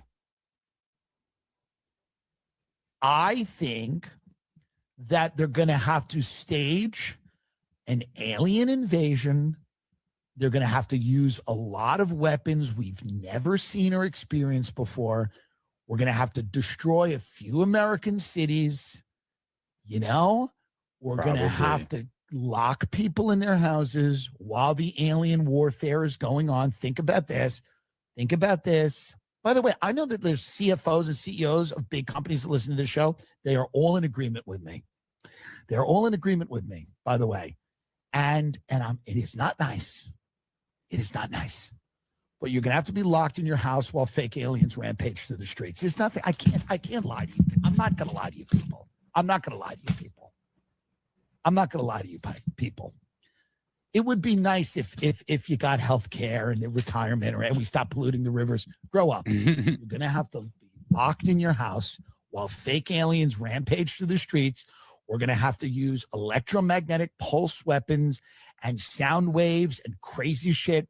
We're going to have to knock out the internet. I don't enjoy telling you all this. We're going to have to knock out the internet. You're going to have to be locked in your house while we kill lots of people and stage a fake alien invasion. Wait till you see what I found. Yo, y'all think that can happen or is going to happen? It's possible, man. It's possible because they can just herd people like sheep. You know what I'm saying? Like whatever headlines are being spread and misinformation, and then they can literally mess with our visual now because you've got AI and blue beam and drones and all these other visuals, so you don't really know what's going on. I don't even want to make this video. This is not Western North Carolina. Surprise, it happened again in almost exactly, if not exactly, the way it did in WNC. Why are the main news stations not talking about how Indiana's been out of power for 7 days? That and everything is completely flooded. So we'll come right back to the destruction because I've been scrubbing radar data for hours and hours and hours. Okay, pay close attention to above my head. You'll see all these beams popping up. Then out of nowhere, this massive storm comes right where the beams were, completely unrelated, by the way, to the storm. And then as the storm came in, the videos are showing that it was absolutely green, almost like everything is frequency. And then look at all this. Up here, right, but all this stuff exactly where it was pointing, all this stuff comes out of nowhere. Unrelated. By the way, check out this straight line or beam that's going directly into the storm. Real quick before we continue, Conspiracy Mail is going out this week. If you want to join the club, say Mail Club in the comments, and I'll reply with the link. Details for that and the raffle and giveaway you can enter for free is going to be in that link. Also, the pinned comment or link on the page. And this was the wave. This is like the third, fourth, or fifth wave after. I'm about to look at the first one, which is really crazy. So this was before the beams right here. Exactly like with Western North Carolina, we had all this crazy storm come out the same exact location, not move at all, and be there for absolutely freaking hours. If you know, you know. What a crazy storm this state that is very rich in lithium is going through. And completely unrelated, it just came out that all the residents of Indiana stopped the centers. For real, that they stopped them for a whole year. Then a couple days later, not related whatsoever, obviously. Where are the people who own these vehicles? Now let's take a trip back to WNC. Why are all these vehicles all over the freaking road and no one's coming back to get them? Remember how hard it was for them to get help in Western North Carolina? Wasn't that a little bit odd? Now these vehicles are being left behind? Almost like the help wasn't really helping at all and just there for, video appearances. And now the same exact thing is happening in Indiana. It looks terrible. 7 days, no power. Make sure you're praying. You know the GOV is really not too much help. They might just be the opposite of help. If you get what I'm saying. Much of their history has been whitewashed by others. The GOV is really not too much help. They might just be the opposite of help. If you get what I'm saying. Let's talk about who the Moors really are. Much of their history has been whitewashed by others and by themselves. A Moor is a very broad term. It is a group of groups. Not only were they whitewashed in the art, they also whitewashed themselves. They were some of the first to breed with their slaves. They were the Black Huguenots in France. They were obviously the Moors of Spain and Portugal, but also the Sephardim. They were the Black British, who Marcus Garvey descended from, and they were the Black Habsburgs of the Holy Roman Empire. It's important to remember that Rome is Edom. Japheth and Edom crossbred to make Rome. Here's the genealogy. And Edom or Esau was ruddy, just like King David. Ruddy means red-brown or copper-colored. There was never really a fall of Granada. It was a transition into recessive Moorish rulership. The royalty was inbred so they could be more easily controlled. Even the Rothschilds are just recessive Moors controlled by their so-called black masters. And it wasn't just Europe, it was the Americas as well. They brought millions of these clones or slaves throughout the world. Millions. The biggest slave port was Charleston, known as the Jerusalem of American slavery. Charleston was named after King Charles, aka the Black Boy, the Moorish king. The 1670 Virginia Act prohibited Aboriginals from buying Christians. Christians were white slaves being sold by Moors. Black nobility and the Black popes get their origins from the Moors. The Black Dutch streamlined the slave trade. It is said most slavery was through Brazil and was conducted by Moors, aka Moorish. That's why Jan Jansun was the founding father of New Amsterdam, aka New York. Moorish Europe worked together in Barbados or Barbados to displace American Aboriginals, commonly mislabeled slaves. In terms of modern Moorish rhetoric, most have to start with Noble Drew Ali. Ali was a quasi-Islamist, although this man was the one who built the original Canaanite temple in New Jersey. Ali claimed that Black Americans were Moabites. Moab and Canaan are both inbred, so it's not a good look. Moabites are Shemites, but they are not Israelites. They're actually adversaries to the Israelites. Ali mysteriously died shortly after Claude Green Bay. Then Fard Muhammad pops up to start the Nation of Islam. Fard pushed the Yaqub theory or the Jacob theory. This is against the Israelites, though the Moors were the ones mutating and crossbreeding with their slaves. Fard Muhammad ushered in Elijah Muhammad, who was also a PDF, and that's why Malcolm X is killed and replaced by Louis Farrakhan, born from a Sephardic Moorish father. In the 60s, people switched from the English spelling to the Dutch spelling of Moor, and the indigenous American concept became popularized. Look. Leaders like York pop up, not a good look. Tariq Bey becomes a big influence, and the Washita Nation. Many claim to be from Lemuria or Amura. Many claim to be from Calafia, the island of California. But California is Canaan, the land promised to the Israelites. The tribes of Israel, or Jacob, Yaqub, are patrilineal, though. And Egypt is Mitzrayim. This whole Midwest and Mexico area all the way to Arizona is Hamite land. Missouri is Mitzrayim. So who are the mound builders? Many so-called Black Americans are the offspring of Black colonists and aboriginals. The Moors make up most of the shadow government of the earth. Their pale clones are just front office people. Pale clones. Yo. Here is Yo. I can't say that I agree with everything that he said, but a lot of that is like, yo, it makes sense. But I have always said that the Moors are in charge right now. Shadow government somewhere. of the West Indies. As you can see, let's zoom in. Hold on. All right, so we got a better picture, right? And we're gonna read. It says an accurate map of the West Indies, exhibiting not only all of the islands, again, not only all of the islands. What does that word say? Noticed? I don't know. I can't see. It's kind of blurry. Help me out in the comments. Not only all of the islands, something by the English, French, Spaniards, and Dutch, but also all the towns and settlements on the continent of America adjacent thereto. And if you scroll in right below that, you see that this map was in June 30th, 1665, right? So again, they're only referring to one India when they're talking about the Indies and India.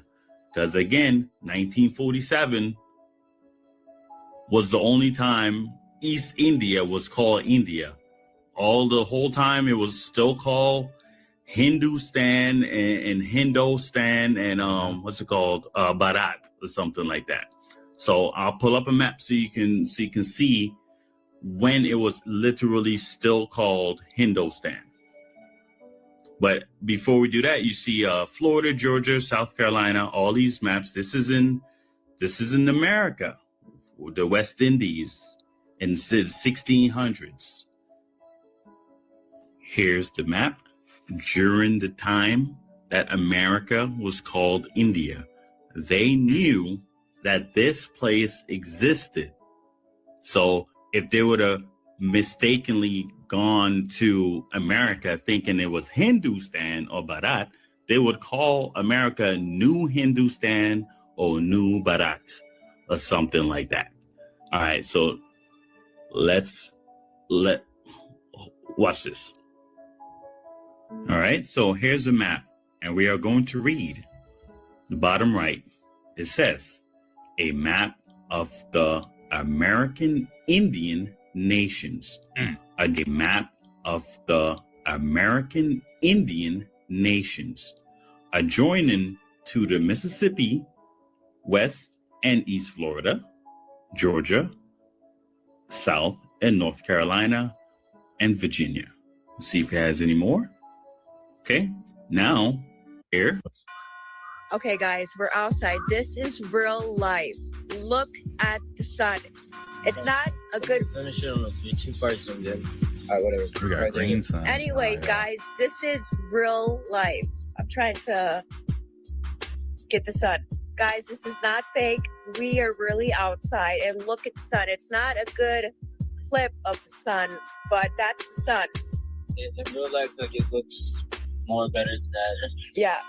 So we just want to show you guys this. Look how cool. How crazy is that, guys? You know, that's what happens, you know, when you get that phone from like that little corner store on the street and they're trying to give free phones. That's the camera right there. It's not good quality. Meanwhile, in South Louisiana this evening, August the 26th of 26, WTF. What kind of sun is that? Yeah, I've seen this sun so many times, and you know, it's like, I don't know what it is. I feel like there'd be like a haze in the sky, right? Like, I ain't gonna say they spray, but you know, they be, you know, the skies be a little hazy and stuff, right? And there'd be things in the sky. I don't know what is in the sky. So the light looks different when the sun is setting. It's like very dim and dull. Like you can actually look at it versus on a clear day, it's a lot more brighter. I mean, you can still see a sunset on a clear day, but not like that. I don't know, man. It's like, you know, how on certain days the sunset will be orange, but on other days it'll be pink. And it's because what's in the air, what's in the sky. Secret cars took the dirt road. Bro, who the F saw what fell from the sky at 170? Oh, so something fell out the sky and they done stopped traffic, huh?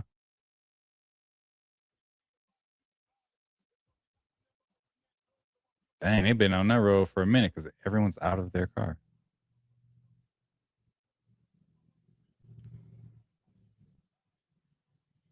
Huh, we got the unmarks over there.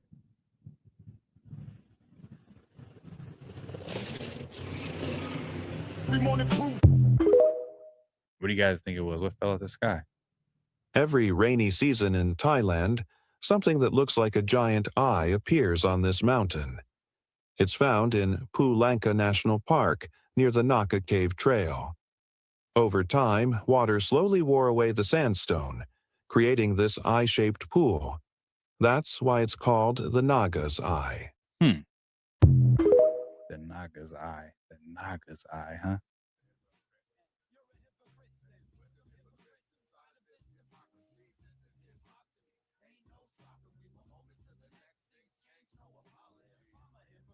They must really think we're stupid.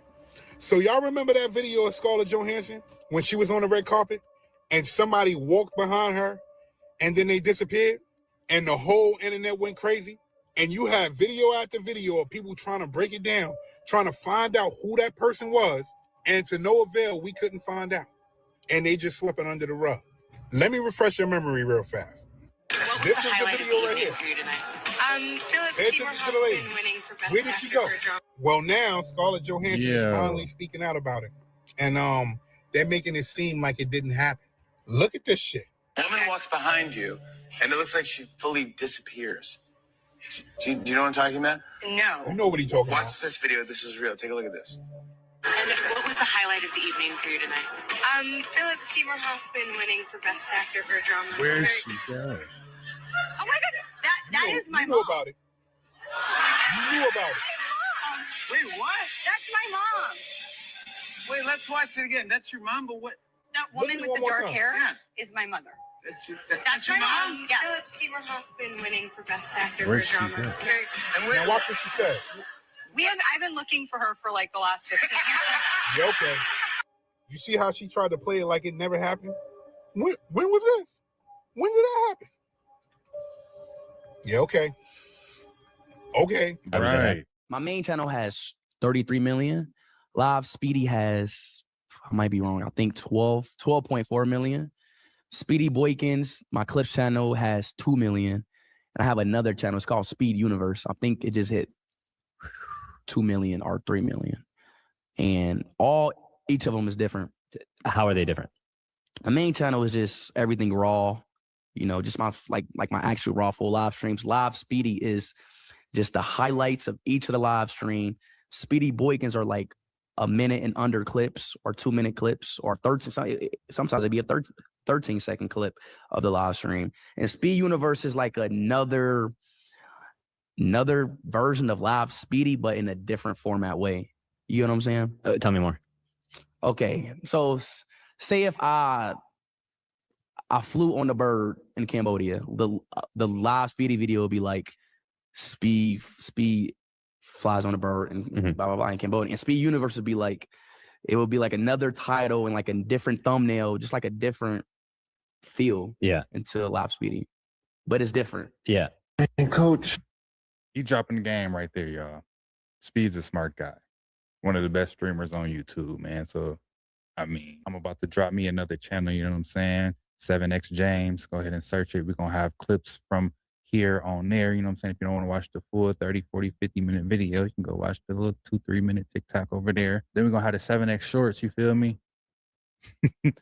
Hey, hey. If you see those channels after this video, go follow. Kay has set me up. Set me up, man. Whoa. I have no power and I have no house. I've reached out to Coach, and everybody has turned the other way. I've reached out to Coach, and he has fully dismissed the message.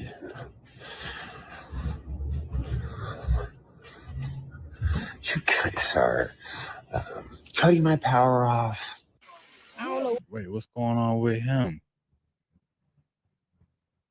NBA legend, man, all that money. I mean, I don't know how much money, but you probably had some. On here, but look at this. Look at this. Yeah. Yeah. Yeah. Oh, wow. Yeah. So that's the reason that the streams dried up. Yo, they be somebody was cut the stream off. That's what it seems like.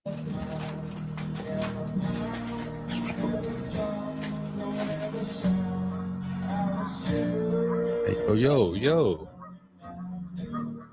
What the?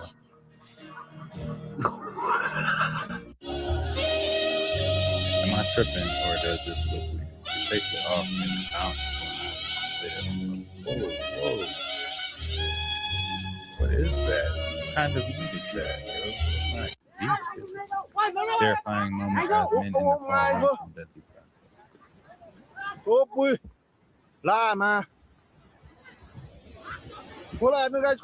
Oh, you had to get the selfie, huh?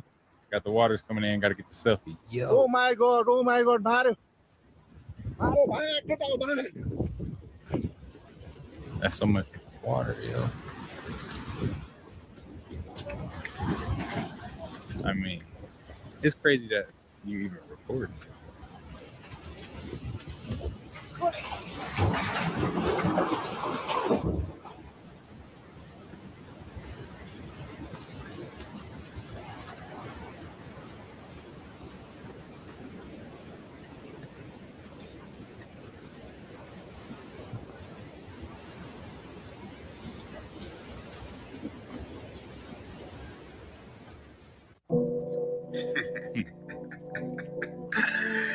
You know, sometimes I feel like y'all think I'm one of these people that think I know everything.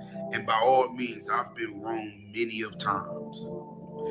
But when you look at the accuracy of my content, when you look at when I say something in the small frame afterwards that it appears to happen, y'all can't tell me that God is not on this side of TikTok.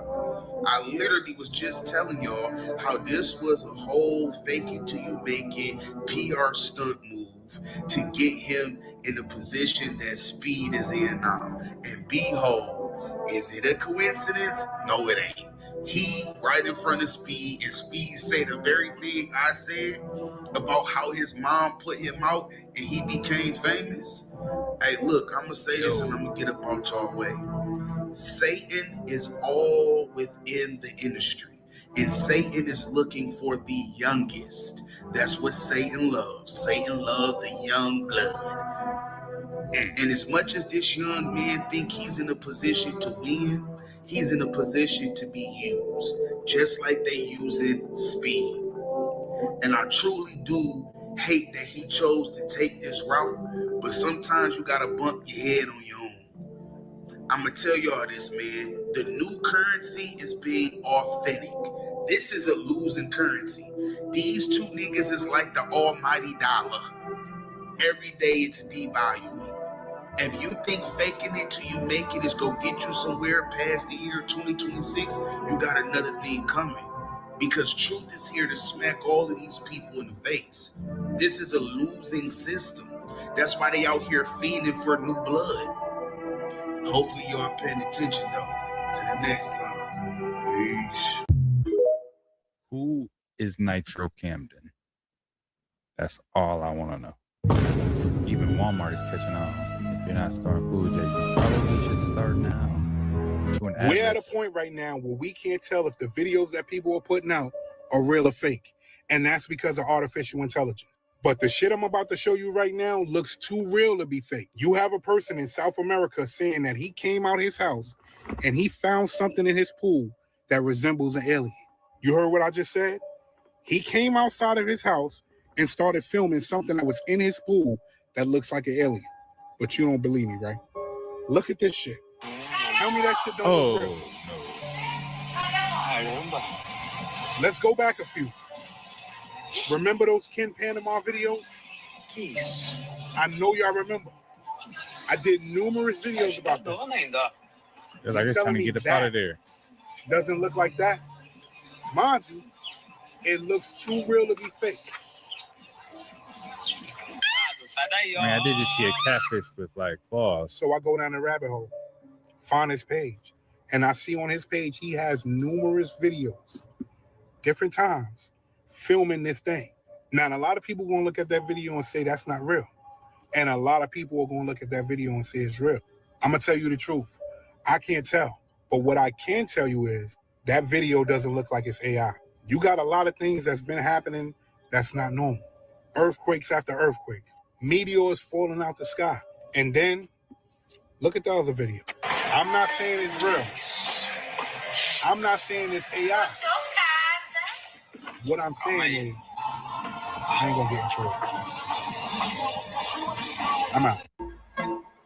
I don't know what that was. You know, it could have just been like a lobster or something tangled up with like whatever was in the pool. I don't know, but it could also be an alien.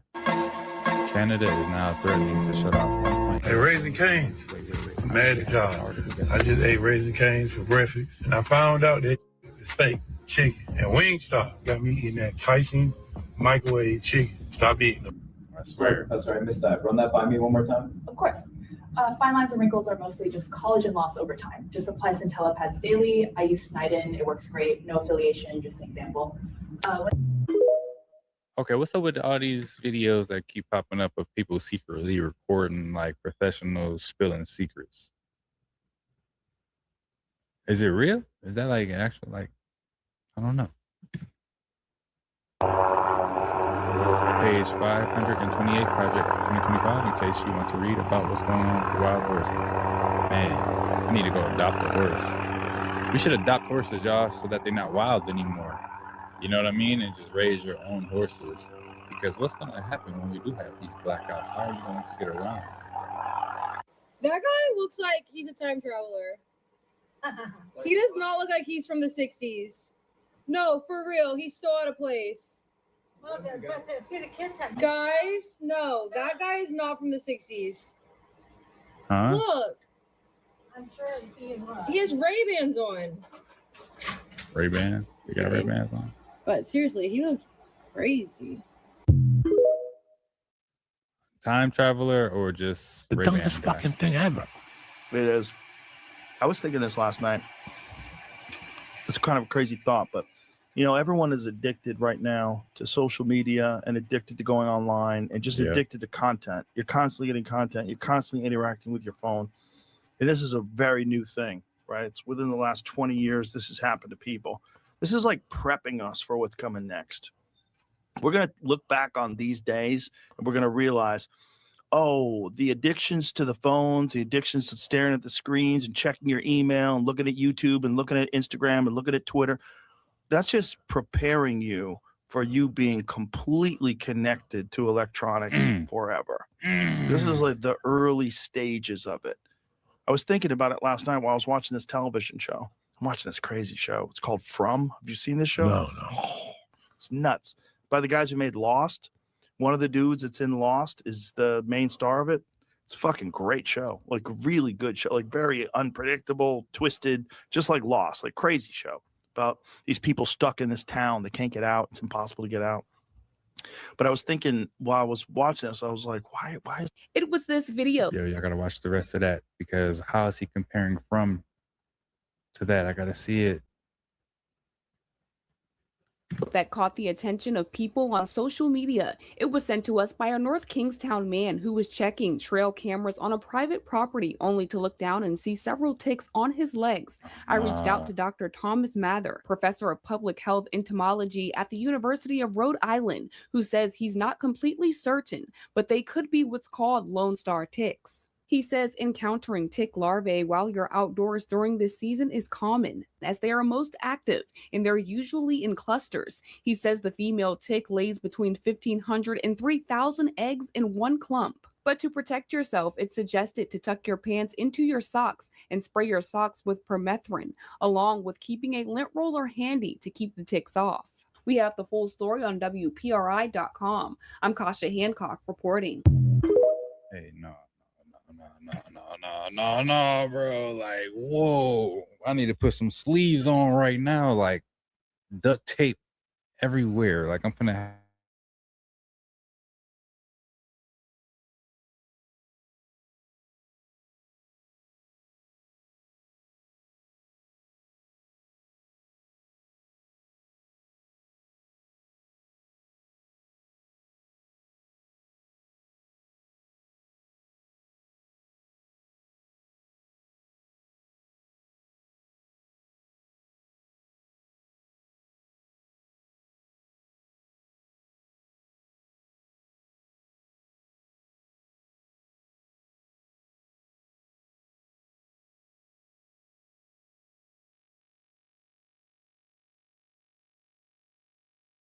What is this? Who doesn't love a chocolate chip cookie? But would you eat one made from plastic? Scientists funded by NASA just created 3D printed cookies from upcycled plastic. They use specially programmed yeast to convert the carbon in the plastic into edible proteins, fats, and flavorings. Scientists say the cookies smell pretty good, but they haven't eaten them yet. That's still pending approval. They're hoping that the cookies will someday be used to feed astronauts on deep space missions. For now, I'll just eat this one. Would you eat biscuits made from plastic waste? Researchers are developing a way to turn plastic bottles into protein-rich 3D printed snacks. We are providing a solution for plastic waste accumulation in the environment. Secondly, we are providing an alternative food source to answer the food scarcity issues currently the world is facing. They use engineered yeast to break down PET, the plastic found in many water bottles, and agricultural waste. This is then converted into protein and other food ingredients. The biscuits aren't approved for tasting yet, and they're a long way from supermarket shelves. But researchers hope that technology could help produce food in extreme environments. So, would you eat one? Now, don't you like how it went from only NASA's going to be eating these plastic waste cookies to we're going to make it for the public so we can fight food scarcity? But this is just pure gaslighting. We've been eating plastic, among other things, for a long time now.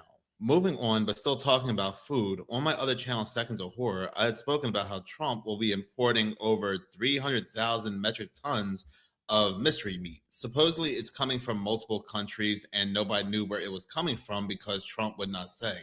But we found out that one of those countries happened to be Argentina. But this will definitely cause some chaos because not only do you have people saying they're now going to avoid meat, but this will also greatly impact farmers here, their profits, which will probably lead them selling their lands to these data center companies. So the government has decided they're going to allow 300 metric tons of imported ground beef into the country. And not only are they going to do that by getting rid of the tariffs for it, but they're also going to allow it to come in at 25% under market value. The same day that passed is the same day that the future of cattle dropped as well. Ranchers have to have the ability to replace their herd by keeping replacement heifers. They can only do that if the market is strong.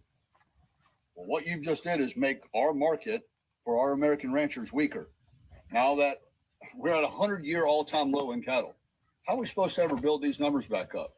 You're making it where instead of supporting the American farmer, you're now supporting foreign beef, and you're only making us weaker, and you're making it harder on us. This definitely sounds like order ab chaos, order out of chaos, the famous motto of the Supreme Council of the Scottish Rite for the 33rd degree Freemasonry. So I said in that video, watch that number of 300,000 be rounded up to their favorite number, 330,000. Well, wouldn't you know that some news agencies are reporting that this will wipe out progress rebuilding herds? The Pennsylvania Farm Bureau is blasting Donald Trump's plan to import 330,000 tons of beef from Argentina. Who didn't see that coming? Even Ray Charles can see it wearing sunglasses in a dark room. This is all by design. Get people scared to eat meat because nobody knows at the end of the day what this really is or where it's truly coming from. We're even getting some news reports out there that the Trump administration is rounding up horses, so some people believe that it could be horse meat. But lucky for us, the fact checkers once again are coming out of the toilets and sewers they reside in, like over at Snopes, to tell us that's not true. As if they would really admit that we're eating horse meat instead of cow. And horse meat is actually one of my least concerns when you get down the rabbit hole of Soylent Green is people. Texas, a state that's known for its farms and its meat, has been reported as one of the states that's importing this mystery meat, and now it's being recalled. Federal officials announced the recall of nearly 30,000 pounds of raw beef imported from Argentina. The packages from a company called Corte Argentino sold to distributors and retailers in Florida and Texas. They have use or freeze by dates from September 15th through the 20th. So far, no illnesses have been reported. Yesterday, as most of us already know, there was a horrible flood over in Nepal that just completely wiped out a village.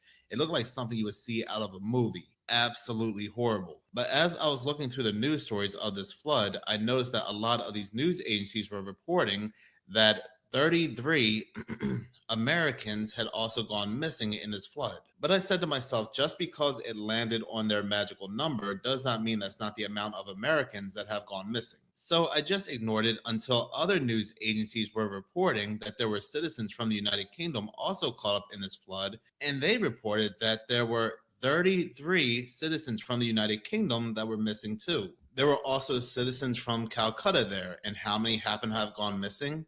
33. The Indian government reported that there was workers there from the Trishuli Eye Project. They were rescued, but just how many were rescued? 33. There were also 33 security personnel from Nepal, 26 of them from the police force, that went missing. Young African woman missing hours after sharing joyful videos celebrating birthday. How old was she? Of course, 33. Not just that, and maybe that's a coincidence. Death toll crosses over 330. Why couldn't it just cross over 300? Well, that's not the magic number. But take a look at this, and I'm reading this directly from Reuters. As many as 517 foreigners from 33 countries are among the 570 tourists missing in Nepal. Yes, you can't make this up whatsoever. There were 33 foreign countries that were impacted by this flood. How many 33s do we need to see here until we say to ourselves, we're looking at a logo here, we're looking at their calling card from the ones who happen to call themselves and their God the architects of this world? Now, unfortunately, the amount of people that have gone missing or ended up deceased due to this flood has been rising. For example, the amount of Americans so far that have gone missing has increased from 33 to 65. But still, they made sure to have that number in the major headlines of this news story. And even though the number of Americans have gone missing has increased, news agencies like CBS, among others like Inside Edition, has not updated that number. Australia was the odd man out at 34 because I guess they can't make it too obvious. Now, I'm not saying that because the number 33 is all over this horrific news story that what happened here did not happen. We could be looking at something that's not natural, weather warfare, something man-made. China is one of the biggest players on the world stage, always seen at the World Economic Forum. Again, and as I said before, we think all these countries are enemies, the United States and China, but they're always seen buddy-buddy at the World Economic Forum giving very similar speeches. But not just that, because the World Economic Forum is just the face, they also have representatives that attend the Bilderberg meetings, which also multiple news agencies go to. And how many times have we been told by these news agencies about China's weather modification program? China to expand weather modification program to cover area larger than India.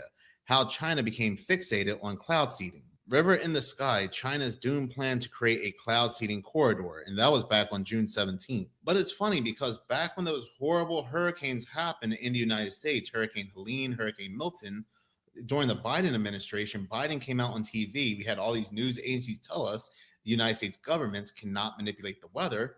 is now saying the federal government is literally controlling the weather. We're controlling the weather. It's beyond ridiculous. It's so stupid. It's got to stop. But China can. We don't do it, but here's proof that other country does it. No, they all do it. Cooperative efforts between all the nations in weather prediction and eventually in weather control. Think about that kind of communication and think about the opportunity that will provide. It lays the predicate and the foundation for the development of a weather satellite that will permit man to determine the world's cloud layer and ultimately to control the weather, and he who controls the weather will control the world. They all work hand in hand. And on top of this, China also has a Freemasonry. Welcome to the Grand Lodge of China. Now, yes, there are many other secret organizations and secret societies out there, not just the Free Peoples. But as soon as they told us they were putting back up the statue of Albert Pike in Washington, D.C., one of the leaders of Kabbalistic Freemasonry. Also, it's kind of interesting that over 160 Confederate statues were taken down, and yet only one was put back up, his. I wonder why. And after that was announced, we were seeing the number 33 in the major headlines of these very suspicious news stories left and right. As soon as they told us they were putting that statue back up, I knew we were stepping into deep Triceratops feces when it comes to Freemason hijinks. The first plane crash the United States had in over 15 years was on runway 33. The other plane crash that happened not too long after over in India lasted 33 seconds. The person who supposedly ended Charlie Kirk was caught in 33 hours. There was a ton of 33s surrounding that one. The governor praying for 33 hours. 3I Atlas weighing 33 billion tons. How do they know? Nobody knows, but they had to make sure they get the number in there, even if it doesn't make any sense. They just discovered humans have 33 senses. What are all those senses? They never say. We have just 33 of them. And I can go on and on and on, and I really don't want to do so because I would be at this desk for hours. My heart goes out to the people over in Nepal, no matter which country they are from, all 33, to be subjugated to the possibilities of weather warfare. Because they probably want the land. Of course they do. Probably for a data center. Who knows? Matter of fact, this news article came out back on May 8th, 2026. 2 data centers with combined 5 megawatt capacity to be built in Nepal. Maybe whatever was flooded out was in the way. Again, who really knows at the end of the day? But something definitely stinks here. No different than these quote-unquote wildfires, like for example, over in Spokane, Washington. It came out that exactly where that massive wildfire happened that wiped out everything, they are building a data center on top of. But talking about data centers, I found this video to be funny because what you're going to see are politicians from both sides of the aisle, left and right, talk about how we need AI in data centers and why they are allowing them into the state. Then only just a few months later, they now act like the heroes, saying that they are going to stop it. Texas will be the centerpiece for AI data centers for Google in the entire world. I have pressed pause on any new data center being able to join the operations in the state of Texas. Just saying that you should not or cannot build a data center is not going to slow this technology down. What can be, will be. The jaw-dropping percentage, 25% of the electricity consumption, the entire consumption in the state is just data centers where you are, which is insane. People have had a chance to provide feedback. This whole idea of being rushed, I'm so tired of our country taking years to get stuff done. It's the dumbest thing ever. We think that taking time makes things better or safer. It absolutely does not. The public has brought up some concerns that some of us didn't think about that are important, and that matters. This is a good investment because artificial intelligence alone is projected to drive $320 billion of economic growth in our state by 2038. We have no choice but to address these challenges created by these massive facilities. That is why today I'll be signing the nation's first ever statewide moratorium on hyperscale data centers. Leverage technology like artificial intelligence to be able to police the payments and the operations and the contracts that are done in government. This technology also threatens to upend key parts of our economy in ways that could leave many Americans out of work. And with consumers footing the bill for the cost of power-intensive data centers. Multiple state-of-the-art data centers across our Commonwealth that will power our global economy and the future of artificial intelligence. The executive action I'll be taking in a few moments to rein in data center developers who are trying to run over our local communities and to protect Pennsylvanians from higher costs. Why do they deserve this tax treatment? Look, these centers enable Ohio to grow. It's not just the number of people who are employed at that data center. It's what having that data center does to attract other business around. We have paused the economic incentive from the state, which is the tax incentive, and we're just going to let it pause for a while, and give people the chance to kind of digest where they are. So it really goes to show left versus right, it doesn't matter because they are still both the wings controlled by the same bird, which the bird is more likely the phoenix and not the eagle. But going back to the number 33, another big news story is that Dolly Parton passed away, and they want to remind us the best way to listen to her most famous song, which is Jolene, is to slow it down to 33 RPM. These news agencies also want to remind us that she gave away 330 million books to 3 million kids. Get back to that. But anyhow, I just wanted to encourage everybody, because the sooner we get to feeling better, the sooner we are going to get back to being normal. So I just want to say to all of you cowards out there, don't be such a chicken squat. Get out there and get shot.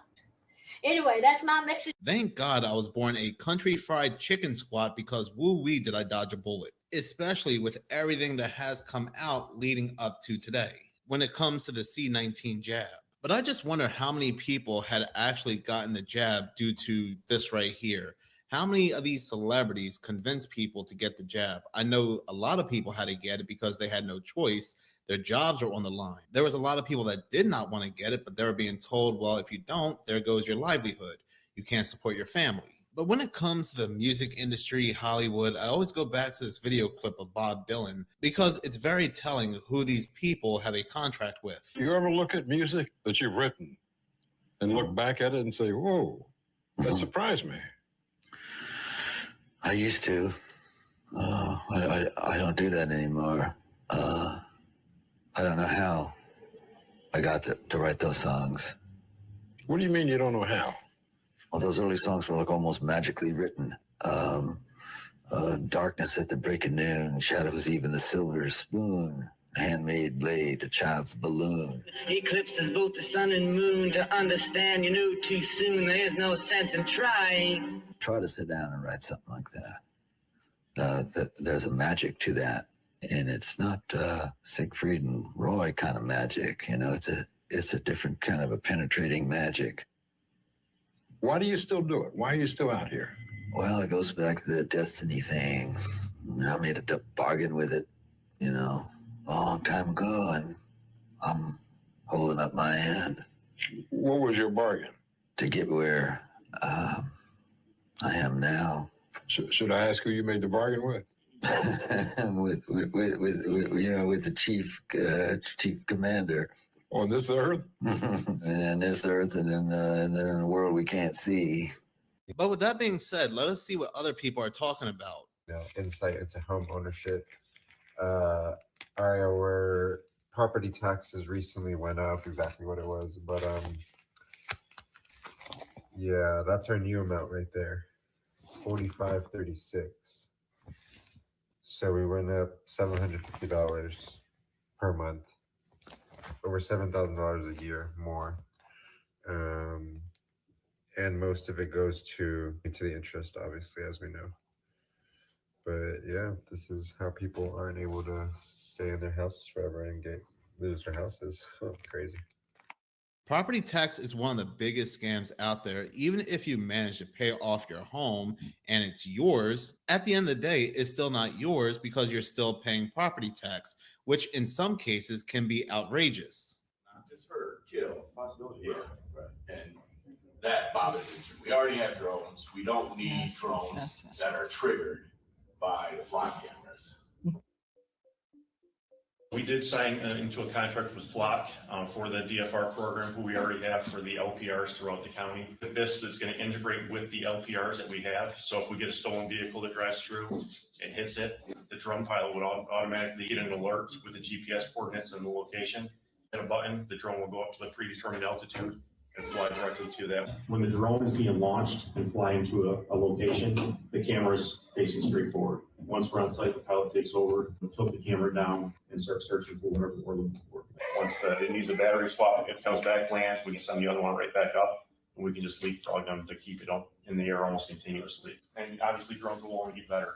The technology is beneficial because it takes up the slack of how many police officers, right? How much funding, right, is saved by implementing this? No different than the flat cameras. It's essentially like having a police officer stationed in each of those locations that we have flat cameras.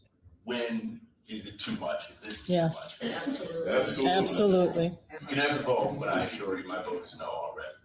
With these not even being in line of sight, how much do the drones weigh? Just under 22 pounds. 22 pounds from 200 feet. How much is the G-force for that? That's the calculations I don't have. Yeah, right. Would you agree, even without doing the calculations? Oh, that's that that can Too much was too much a long time ago, but they're still adding more and more and more. And again, as it's been said before, Flock is just one piece of the puzzle. Like, for example, check out this video from Discount Soldier Boy. Yeah, more surveillance tech. This time it's Comcast and their Wi-Fi routers being able to track your motion in your house. It's called Wi-Fi Motion. It's an opt-in feature, at least for now, being dubbed as a in-house security system where it can detect motion in your house through the Wi-Fi signal. And specifically, it will send notifications to your phone via the app if someone walks by connected devices like printers, televisions, and so forth. Do I have to dig up the 300 plus videos I've already made on surveillance tech to remind you that this is a terrible idea to sign up for? Also, multiple articles have called Comcast out for some wording in their privacy policy, and they've already changed it. According to multiple articles on the Xfinity's support page for Wi-Fi Motion, it said, quote, Comcast may disclose information generated by your Wi-Fi Motion to third parties without further notice to you in connection with any law enforcement investigation or proceeding, any dispute to which Comcast is a party or pursuant to a court order or subpoena. It's now been changed to, quote, like all technology providers, Comcast may be required to disclose information generated by Wi-Fi Motion in response to a valid subpoena, court order, search warrant, or other lawful legal process as required by law. In limited situations permitted by law, information may be disclosed in connection with legal proceedings, dispute resolution, or emergency situations. It's the same thing, they just reworded it in something a little kinder where people with a lower level of literacy may not understand. And then if you look at Xfinity's general private policy, it still says that they're going to share your personal information with third parties for marketing purposes unless you opt out. And even if you opt out, the likelihood is that they're probably still sharing it on some back end. This technology has been around for a few years now, and even back then there were concerns of it being used for surveillance. So if you think that there is not going to be a massive class action lawsuit in the coming years regarding Comcast and other service providers using their routers to track and map your home, regardless of whether you opted in or not, you are sorely mistaken. Yeah, more surveillance tech. The fact that they use Wi-Fi to detect our emotions and surveil on us is nothing new, but they have the audacity to now come out and say, we're going to give this information to third parties and the police, which is something that we already knew that they were doing anyway, but it always starts as a conspiracy theory, and then the truth eventually comes out. Did you guys hear what the movie Oblivion from 2013 had in its plot, which at the time, if you did see this movie, this probably went over your head because it wasn't something we were really experiencing, except now this is put in a whole new light. So Tom Cruise, which is also in, what's that other AI kind of futuristic movie action, Minority Report, where they send the cops back in time or they see into the future, they get people before they commit crime. Anyway, did you know in this movie, massive floating hydro rigs are sucking the world's oceans dry to convert it into fusion energy for a predatory alien artificial intelligence called TET. 2013, you're not thinking about an AI kind of data center thing that's using the Earth's water. But now this is in a different light. Now, at the time in the movie, the plot was that this is not a positive thing for humanity to have this alien AI use up and take the water out of the world's oceans. But today it seems we should just accept it, right? Now then, in the Matrix, though, did you know? And I made a video about this the other day, but you might not have seen it. These guys weren't originally the batteries. The humans in pods were not the energy source for AI. In the original script, the humans were the data centers because AI needed more data centers. So they used the human minds as data centers. A neural network, a vast neural network that's capable of more than a bajillion computers. So my question is, who is coming up with these concepts and plots, data centers, mind mapping, neural networking so long ago? And are we being possibly warned by any of these people who maybe have either glimpsed into the future or know what the plan is? Let me know your thoughts in the comments below and follow for more. Did you guys hear what the movie? That video was by Shane Vibes, and all these movies that we thought were just fiction, The Matrix, The Terminator, Minority Report, and even this one, Oblivion, just feel all too real today. We can relate to them today. It's time to make a choice. You can either stay here in this reality and this level of knowing, or you can level up. But that means rethinking every rabbit hole you've ever been down, even the ones you thought you knew everything about. But I'll give you the best example I have of that right now. You ready? The last two videos I made were very intentional. If you haven't yet, you should go watch those. But the first one was about the recent ban on humanoid robots from China. Just announced by the Trump administration on any new humanoid robots not made in the U.S. I showed you the new biomimetic robots that are made to mimic the human anatomy and everything else. Unlike traditional robots that rely on rigid mechanical joints and motors to move, this robot mimics human anatomy using an artificial heart, blood, muscles, tendons, bones, and joints to move. Now here's the important part. I showed you the robot from WW3, the ultra lifelike human companion that is set to be released for consumers, and how their intentions are to make these into actual people. Some of these robots will use 3D facial reconstruction and voice print-based identity replication to recreate designated people. In plain language, WW3 is talking about robots that can be customized to look and sound like someone specific. Now, the next video I made, the ghost in the lab that hold the patent to manipulate your nervous system through electromagnetic fields from TV monitors and computer monitors. Just from flickering images, they stimulate human nerves and cause dizziness, calmness, and unease.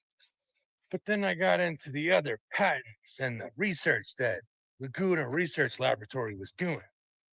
Specifically, this one. Remote magnetic manipulation of nerve systems. Just gonna pause and let you think about that. They manipulate your nervous system by using rotating bar magnets. And to make it even stronger, you can use a rotating magnet around a permanent bar magnet. And that increases it by several hundred meters. Manipulating your nervous system with rotating magnets. Does that sound familiar to anybody? Well, let me ask you this. You ever had an MRI? This giant ring is actually a magnet. The MRI machine lines up hydrogen atoms in your body using nothing but magnetism. Then it sends in radio waves. Your atoms respond to them. Now remember, you had the spinning magnet around the permanent one, and it boosts the signal tenfold. Well, who else likes to spin things around giant magnets? I remember CERN, don't you? Buried beneath the ground near Geneva lies the world's largest machine, consisting of a 27-kilometer ring of superconducting magnets. But what does it do, and how is it reshaping our understanding of the universe? And now the unsettling part. What does neuroscience, magnets, and robots all have in common? Graphene, the thing that gives scientists the ability to hear your brain whisper. A staple to most of the experiments at CERN. It's also exactly what they're using to make the skin look so natural in the humanoid robots. Graphene is what they're going to use and just recently successfully tested in the world's first brain-computer interface operation. So you tell me, why do all of these things have the one thing that's going to let scientists speak and listen to the brain? Let me know what you think and stay safe. That great video was by Chaotic Collective, and at the end of the day, it's all about merging, finding a way to make us one with the cloud, merging us with the machine. We heard this from the supposed father of AI. We hear this from Sam Alternative Man through his blog. We hear it time and time again. Graphene, 6G will be one of the ways they do it. So the next time you're planning on visiting one of your friends or family members in Los Angeles at an apartment complex, you may want to bring along a credit card. And why do I say that? Because it's begun charging guests that visit individuals at apartment complexes. You heard what I said. You'll be paying to go visit your friends or family, especially in Los Angeles, at apartment complexes. Have a look at this video for yourself. Check Yo, this this out. is crazy. You come visit a friend or a client here at these apartments and you gotta pay. You gotta pay to visit a friend, family member, or a client here at these apartments. Come on. Once again, this is Los Angeles, California. And here is the sign to the parking complex that he just discussed. Paid visitor parking. Scan the QR code, input your vehicle information, payment method, and set the amount of time needed. And then start parking. I went ahead and checked out the QR code and see exactly how much it is, especially if you're going to be spending the night or day with your friend, family member, or client for 24 hours daily max. It's $16 total. This is the actual apartment complex right here, Hillcrest Apartments, located in Los Angeles, California. So I guess my question to you is, will this deter you from renting in this building, especially knowing that your guests have to pay to come and visit you? Let me know your thoughts on this in the comments. And as always, I'd love to hear from you. That video was by the Jody69, and rent is high enough, but any way to nickel and dime people during a time where people are not getting paid enough, or in some cases can't find a job, or if they do, they're getting scammed. Only on CBS News Chicago, a job offer that seemed almost too good to pass up. Remote work, good benefits, and $45 an hour. But for one Chicago area woman, that job offer turned out to be a sophisticated scam.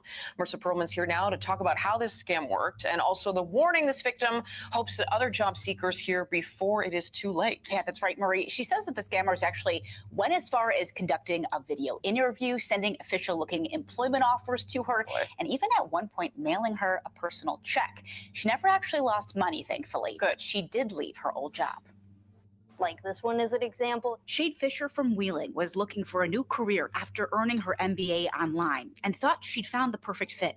The job posting itself was basically for being an online content editor. $45 an hour, remote, and great health benefits. The posting came through Indeed.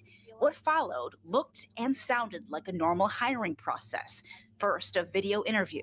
It was with a real person as far as I could tell. She made it to a second interview, but this time it was through an online chat. The scammer, I've been generally impressed by the way you've approached my questions. She got the job and was sent this employment letter, but then came the paperwork. She shared her social security number and her banking information. The thing is, it looked very, very official. I wouldn't have done it unless it had looked official.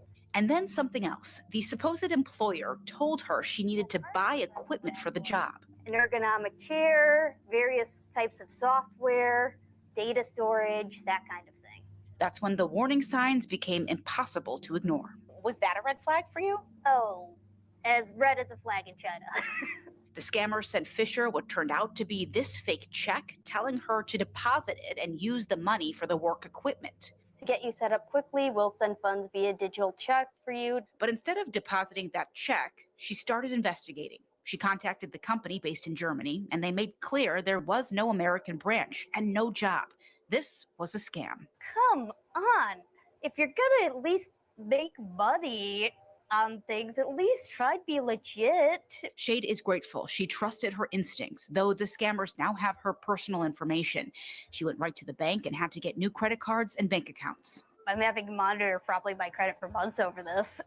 And now she is out of work. She put in her 2 weeks at her longtime job at a car dealership, believing she was moving on to a new opportunity, and now can't get that job back. Literally anybody can fall for it if it looks good enough.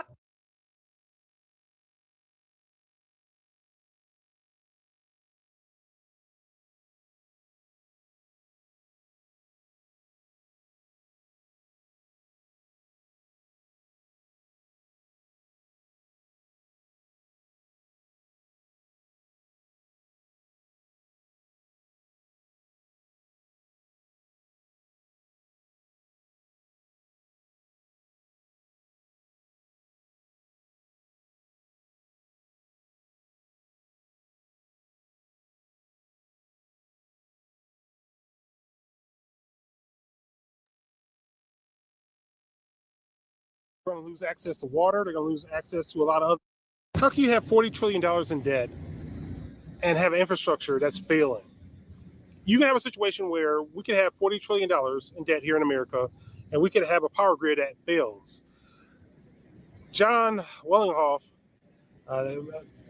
he was a chair of the Federal Energy Regulatory Commission. He basically highlighted a situation in 2013 where somebody targeted some power substations. He said that we're essentially very vulnerable here in America.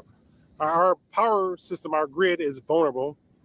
And this was something that's highlighted in a New York Post article. And what he highlighted is that we haven't been investing in upgrading our infrastructure.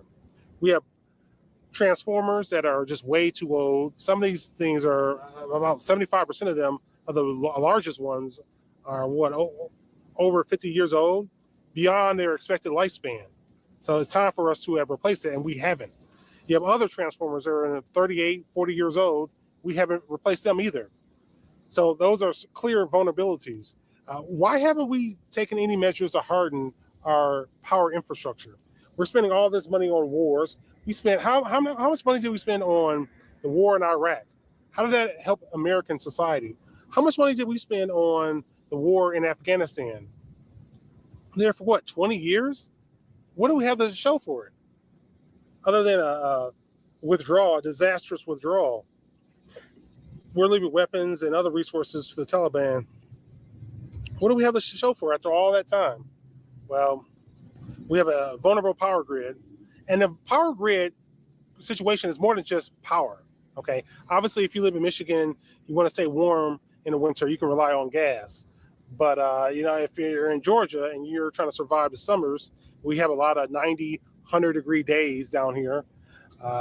For older, more vulnerable people, vulnerable populations, going without AC could be life-threatening for a lot of people on those really hot days. And then you have all the other systems that rely on an electrical grid, on the power grid. You got to worry about water. A lot of these water systems rely on pumps. Well, if the power grid goes down, a lot of people are going to lose access to water. They're going to lose access to a lot of other basic resources. So we have a vulnerable power grid. We haven't really invested the amount of money we needed to actually upgrade and protect the stuff. And this is just simple vulnerabilities as far as people just shooting at transformers. And what's the wait time to actually replace these transformers? In a lot of cases, it'll take well over a year or two to actually replace transformers. So if there was a coordinated attack on our power grid, somebody decided, okay, they wanted to hit substations, they want to hit transformers. I mean, forget about nuclear power stations. That's one way they can actually damage this country, and they could cause a great deal of harm. So with that said, what do? Well, you got to come up with some type of contingency. You got to give yourself some chance to survive, or at least make some decisions if something really bad happens. And that's where, emergency water comes in. That's where I think emergency water is more important even than having alternative methods of energy, because you can get grids, you can get generators, a lot of stuff like that, but that stuff only lasts for so long. You want to get yourself some water if there's a long-term grid down situation. These are just some things you got to really think about. Food, because the power grid goes down, that's going to make it really complicated for food to be delivered to your area. So that's something to really consider. So this is why prepping is important. This is something I keep talking about over and over again. And if you have been prepping, great. If you haven't, it's never really too late. The smallest things can make a big difference. I mean, it just give you more options if something does happen. It's not about preparing for the end of the world, but it is about giving yourself some options. And when I look at what's going on with the power grid and how we're not really keeping up with the things that we're supposed to be keeping up with, I don't see how you can justify not putting something aside, or at least forming some type of plan. So if the power grid goes down, you are going to want to give yourself some options immediately. People will become desperate. They will turn on one another. Hopefully people will be able to work together, but it amazes you want to have some options. it amazes me how many people don't even carry a flashlight. It's somebody asked me, why do I carry a flashlight? It's just, it gives yourself some options. You can't always rely on the phone. It's just, and of course, if you carry a firearm, you should definitely carry a flashlight, whether you have a light on the gun or not. Other things, having extra flashlights in your home, in your vehicle, extra batteries. I mean, just simple stuff right off the bat. And if you're dealing with firearms, you want to have some type of tourniquet, some option as far as first aid and trauma. Obviously, you want to have a first aid kit no matter what. Emergency items, food, even in your vehicle. Well, yeah, at least batteries and a flashlight and food and water. I don't know how good a radio is going to do long term, but at least you'll be able to get some type of information. So battery operated radio might be a good option. There's another one right there. More tools. Food goes without saying. Canned goods, really good option. Want to have plenty of rice. I got some oatmeal, sugar, flour. Gotta get some more, but just something to keep in mind. I mean, you can go with freeze-dried food, dehydrated food, whichever works for you. Obviously, water is going to be a high priority. I'm actually starting to mix up some Powerade with my water, just so I have some options. Obviously, water is critical, and I'm also using a lot more Kroger water, so I might try something else as well. Still have some Walmart water, and I use it on a regular basis. I just cycle through it. And as you can see, I'm cycling through something else now. Here's a water container. I have more containers around here. And some more Walmart water and some freeze-dried food as well from Mountain House. I like that brand. One area I'm definitely going to beef up on is the fire protection, because in those type of situations, I'm sure people are going to make some mistakes and fires are going to be started. And, well, you better have plenty of fire extinguishers. Anyway, guys, I'm going to get around to finally reading The Fourth Turning.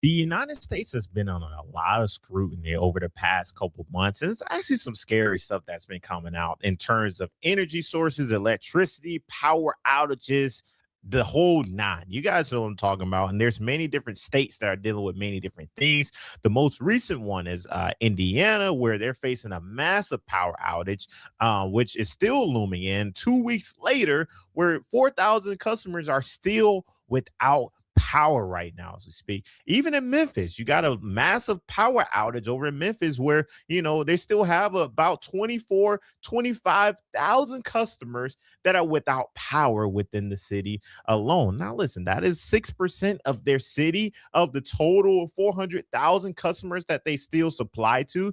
But ultimately, this is a bigger picture that is starting to grow and grow over the past couple months. And we see also things that are happening within the territory of Puerto Rico, where the entire territory of Puerto Rico is basically living like Cuba without power because of oil. Well, not without power. I'm sorry, without water, right? They have water sources that are, running out within there. But overall, what we're seeing happening across the United States right now is many different threats, many different looming situations that many people have been digging into. And the latest has been the U.S. power grid.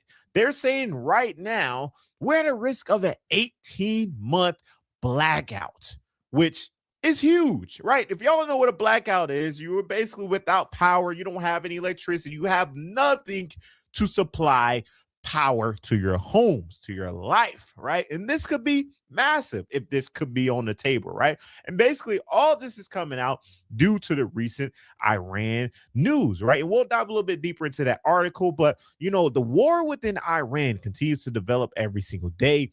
1 minute they're saying it's over and is we're dealing with the deal, and the deal is basically done, and Iran wants to surrender and wave the white flag, and then the next minute we come out and get some massive announcement that an oil tanker has been attacked within the Strait of Hormuz. So what is it?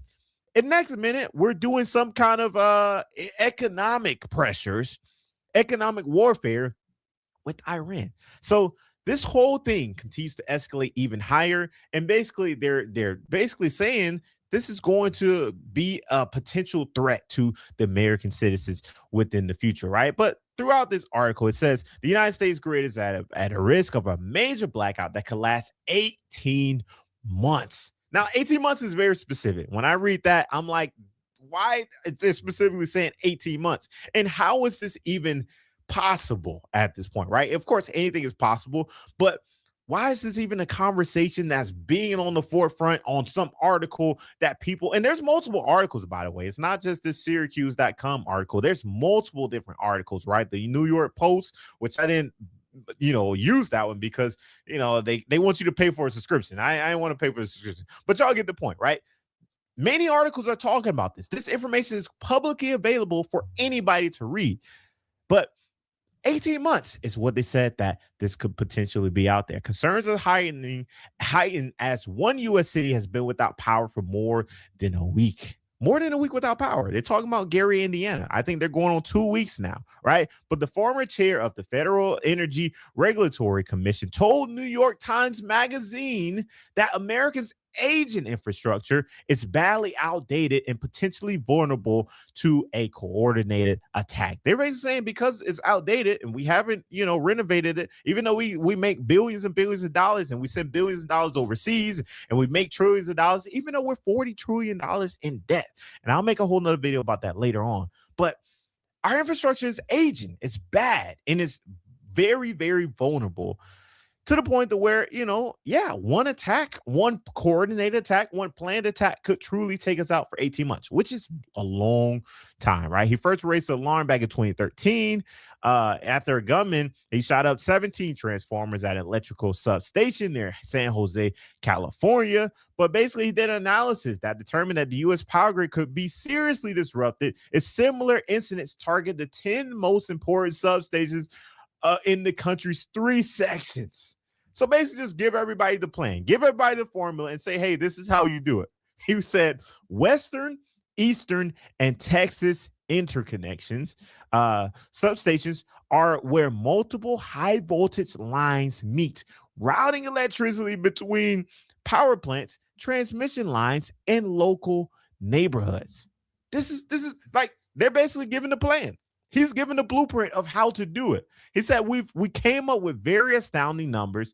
He told the publication, if you knock out 9 total substations along those 3 grids, you can black out the entire United States. The entire blueprint. Look at it. It's right here on the article. I'm not making this up whatsoever, and I'm not here to make you afraid. As a matter of fact, I'm here to make this video so you guys understand what is coming to the United States. And I'm not saying that this is going to happen at all, right? I actually pray it doesn't happen. I hope that would not happen because that would be absolutely devastating if that happened, right? But the potential for anything at this point, we don't know. So at this point, you truly just need to educate yourself and prepare if in case something like this may happen within one city, like Gary, Indiana, where they were out for 2 weeks, or in another city or another state where maybe a whole state may be out. Who knows, right? But understand the potential And that way you're prepared for it. And I'll give, a few actionables at the end of the video. But within this article, he said they came up with some very astounding numbers. And yeah, we just went over that. He said that it didn't matter which 9 substations were hit as long as they were among the 10 most important within a respective region. Mind you, this is from an official, right? He said he's the leader of the organization. He said even a 12-year-old could find him with the map on the internet, and anybody with enough guns could destroy them in 20 minutes. Y'all, how do we get here? When I read this situation, I'm thinking in my mind, if we're this vulnerable, how is it holding together? It almost makes me think that this article is not true. You know what I mean? Like when I read things like this, it's like, how is this information so readily available? How is this released? How is this article still available? And how is this person allowed to release this information without any kind of consequences? You know what I mean? Like when I see this, it makes people scared. And actually, it comes off like I'm fear-mongering at this point, but I'm genuinely not fear-mongering. I'm just bringing you the news as what's happening. According to the New York Post, it took Pacific Gas and electric company PG&E nearly a month to bring the California substation back on within 2013. And to this day, no arrest has been made. And one of the reasons why the grid is essentially vulnerable is its age. And I think what he's calling for within this whole article is for the United States to renovate and reestablish the systems that we already have in place because they're old. He said they're average of 38 to 40 years old, which was in 2014. 2014. That's very old. And I don't know how long they last. I'm not an expert at this, but truly understand. And I tell people when I tell people get prepared, like people think that I'm talking about the worst, the end of the world, absolute collapse. I'm not talking about that. While that could potentially happen, I'm not talking about absolute collapse. I'm not talking about the end of the world. I'm not talking about, losing everything. That's not what I'm talking about. What I'm talking about is understand you can grow a garden. You can get solar panels. You can get a generator. You can get certain situations. So that way, when things like what happened up in Gary, Indiana happen, you're not completely in the dark. And that was a wake-up call for a lot of Americans when that happened, because they realized that they were more vulnerable than what they really wanted to be. Because when that happened, grocery stores were empty. Gas stations were they were running out of fuel because everybody lined up to go get fuel at the same time because they were panic buying fuel at that point. Not just panic buying because they genuinely probably need fuel for the generators or whatever else, right? But yeah, it was a wake-up call for an entire community because they were not prepared for that situation. And when I say get prepared, I mean understand what is the potential to happen and put things in place to actually be prepared for that situation. We see data centers popping up all over the place, which is putting more strain on the power grid across the United States. We see all this happening and developing all at the same time. Just understand and prepare and understand what is the potential to come. That's all I'm saying. But let me know what you think about this in the comments. Kofi, follow me.